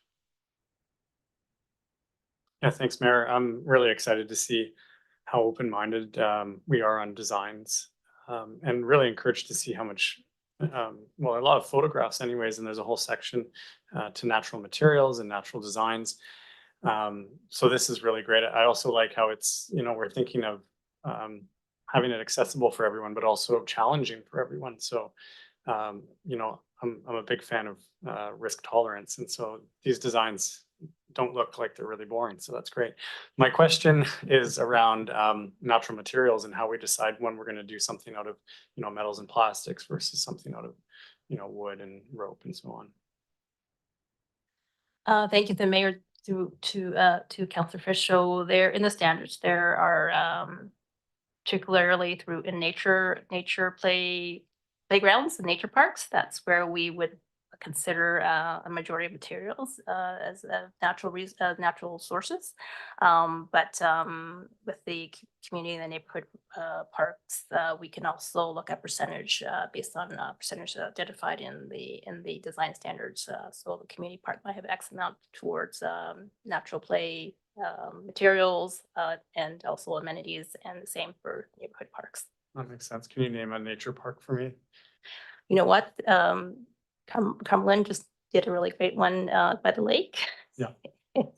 And there's also Richmond, and Richmond has a natural play park. Do you know where that is? Which parks of ours would we Also with would we ours. consider like nature parks Oh, versus gosh. neighborhood parks? Oh, then. That's Oh, okay. go I ahead. don't mean to give you too hard of a pitch here, but I'm just curious. Thank you. Through to Councillor Fish, like Sandwick Park would be one that we've considered as a, when it's up for renewal, if that one would be renewed as a nature park. Wonderful. Thank you. Fantastic. Yeah, I have dreams of taking my kids down the Oregon coast and stuff and into Washington State, and they really have some amazing stuff. But I think BC Parks does as well. So it's great that I think we're meandering down this road. But I'd love to entertain Councillor Jolicoeur, who is waiting online. Thanks, Mayor. Thanks for waving. Yeah, I was like, don't forget about me over here. I kind of want to combine the last few sets of questions actually, because similar to Councillor Frisch, I was really, it was really nice to read about nature. I learned a lot in this report, so thanks to the consultants and to the community for participating in this work. And it really is quite clear that, and I'm supportive of the recommendations, and it looks like we're really embracing the modern perspectives of how individuals in our community want to engage with our playgrounds and our parks. I guess when we think about the and I understand that for this current financial plan that we're covered if we do move forward with these standards for the parks that have been identified. But given the document in front of us today, the standards work, I guess I'm curious if there's any kind of insight that the consultant can share around a reduction in cost when we look at focusing on the nature play aspects of the standards that you had in your report. And I guess reasonably, I think I could assume that it might be cheaper because we're not having to buy plastic and metal. And but I am curious, and the reason I'm curious is because I was actually a little surprised, and I also, before I pass it over to the consultant, maybe or staff, how did we land on that 15 and 20%? Because I actually thought that those were a little low, and I just would like to know, comparators, is that industry standard? And so, yeah, curious if you could speak to that. Absolutely. I'm happy to dive in, Joy and Susie, if you like. So in terms of the percentage of each classification of park dedicated towards nature play areas, I wouldn't say it was an exact science. We kind of looked at a few examples of parks on the island that combined both your standard play features as well as nature play. So a good example that comes to mind would be Maffeo Sutton Park Playground in Nanaimo, which has quite a few accessible features, and then nature play around the exterior. And then kind of tried to sort of do an inventory in terms of what's the approximate percentage we see that's working well in some of these example park playgrounds. And then that percentage was run by playground suppliers who were working in the industry, and kind of vetted with them as well. So they also provided input. And then the question about the cost savings with nature play. Yeah, you're right in that it is less upfront cost typically. And often what's great about nature play is you can seek to be using salvaged materials as well. So that obviously saves on cost too. One thing to keep in mind though is that although the upfront costs may be cheaper, there is a section in the document on life cycle planning. So that's on page 50, and that gives you an idea of kind of approximate lifespans of the different types of play features. And while nature play is cheaper upfront, it does have some more ongoing maintenance considerations, and examples being just making sure kids aren't having splinters or things on logs. And then approximate lifespan of those types of elements would be somewhere in the neighborhood of 5 to 10 years. Whereas with a standard play structure, you'd be looking at renewal more in, depending on whether it's high end or standard, anywhere between 10 to 25 years. So. Thanks. I do have one more question, Mayor. Yeah, and there's nobody waiting on this side, so. Okay. Yeah, and so when we're thinking about the traditional kind of play structures, you know, municipalities obviously have lots of assets in their disposal, a lot of assets that for their intended purposes are retired. I'm wondering if you've seen any kind of circular economies or circular just redistribution or upcycling of, say, something in our public works yard, or maybe in another department municipally that we could upcycle to use as a material in the development of a new playground. I'm just kind of curious as well if the industry's kind of caught up and around this, you know, the idea that we can maybe reuse material, and you spoke about it a little bit, but I'm wondering from within the confines of a municipality if there's any kind of insights you have. Yeah, that is get a little bit tricky from a liability standpoint and kind of a warranty standpoint in terms of the actual play elements themselves. So, but I have seen really nice examples where there's been upcycling used within some of the supporting amenities we're speaking about. So an example that comes to mind in actually a Seattle project I was involved with was use of actual precast curbs that we turned on end and used as steps and seating elements or stepping stones. So just kind of trying to come up with creative ways to use materials that already exist. And there are some really cool examples too, more globally, of even like post-industrial landscapes that have been used for play. So actually integrating relics from a site within a play environment in a really creative way. So those are all ideas that exist in the world. I could talk about this forever though, so. Fantastic. Yeah, that idea of recycling and reusing stuff. I think we're excited about it, but frankly, I think kids get even more excited when they're playing on things from the real world. So just love those ideas. Councillor Frisch. Move the recommendation, please. Okay, it's been moved and seconded. Any further questions or comments? Seeing none, all those in favor? Motion carries. Vanessa and staff, thanks so much for this today. It's much appreciated. And moving on to 6.1, management reports. If I get a motion to receive all the reports. Excellent. And then are there any questions you have on any individual ones? And we can start in order, or yeah. Oh yeah. Thank you, through the mayor. We don't have any particular order.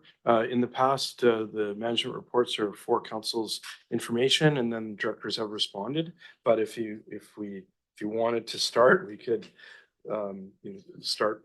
Often Mr. Shaw has lots of questions in his management report. He does have the longest one. Now, in our agenda, fires first, so we do have Sure, an order in the follow, agenda, but if we, but I'm Why don't we not follow sure. the agenda, Mr. Mayor? Yeah. Thanks. Okay, so, Councillor, Moran. All I wanted to say was thank you to staff for providing these. I find them really helpful.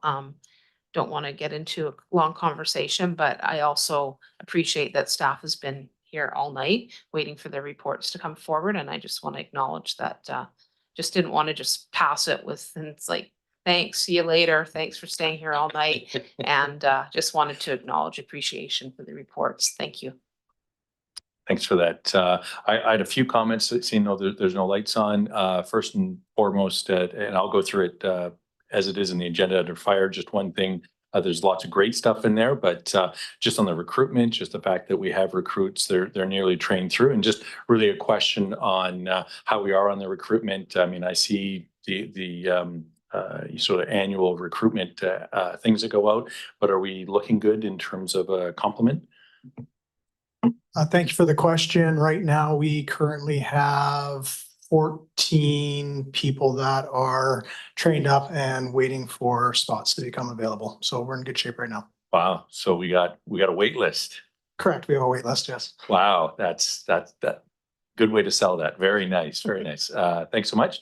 On the next one that I had under finance, and again, just really a comment, but just looking at that 2024 tax sale and just the way it's articulated that we are working with those that have taxes owing so that it does not have to go to a tax sale. And I just really like the way that was articulated and the fact that staff are working with folks.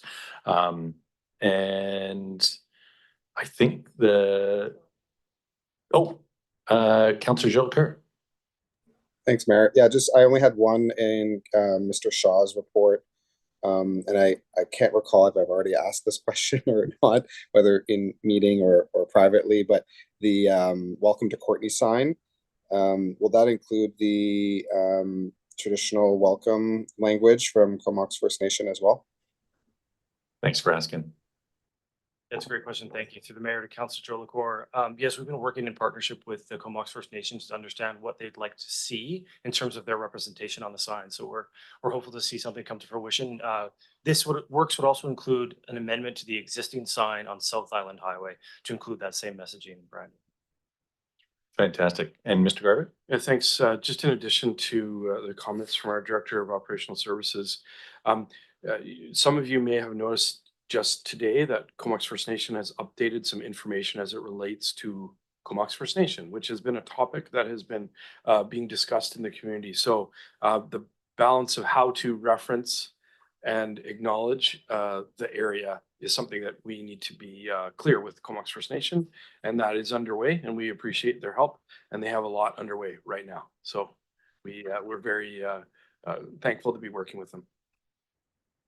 And yeah, great question. I know once that sign's replaced, I guess we have to send a updated one to that Twitter guy. I always forget his name, but I always say hi to him and he bugs us about that sign. So oh,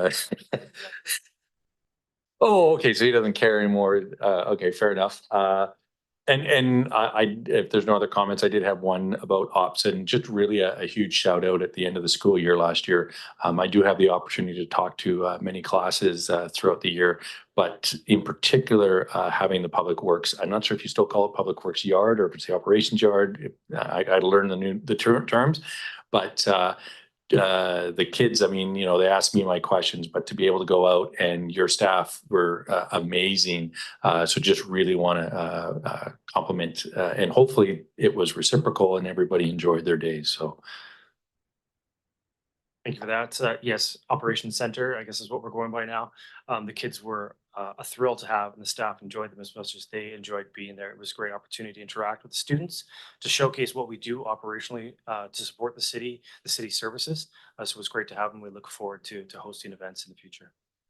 Fantastic. I'm getting the calls now, so. And of course, Lake Trail was nice and close, so that worked out really well. And Puntledge is right there. And then finally, under development services, there were with the ones that are longer, what actually, and this is more of a general comment, when there are lots of things, actually having them numbered, so it's easier to say number 14 or 15, almost like a menu. But there were a few on here that say that they're going to be completed in the past, but they're so for instance, if we look at the DCC update, it says completions Q2 2024. And then there's more information, but it just looks like little updates like that, if that makes sense. So and then the second to last one, I'll just pick those two. So I think the DCC one was almost the second from the beginning. And then the second to last one also says to be completed in Q1 2024. And then it looks like there may be a correction where it says it's supposed to be completed, but it just says, I think, quarter 2024. I don't know if that makes sense. So it looks more like a typo more than anything else. But like I said, I really enjoy reading these and getting a sense of where we are. And you know, there was one in there that really articulated that it was redundant because it's actually included in another one. So really do appreciate the information that really helps us as a dashboard to see where we are as a city. So with that, I'll call the question. If there's no other questions or comments, all those in favor?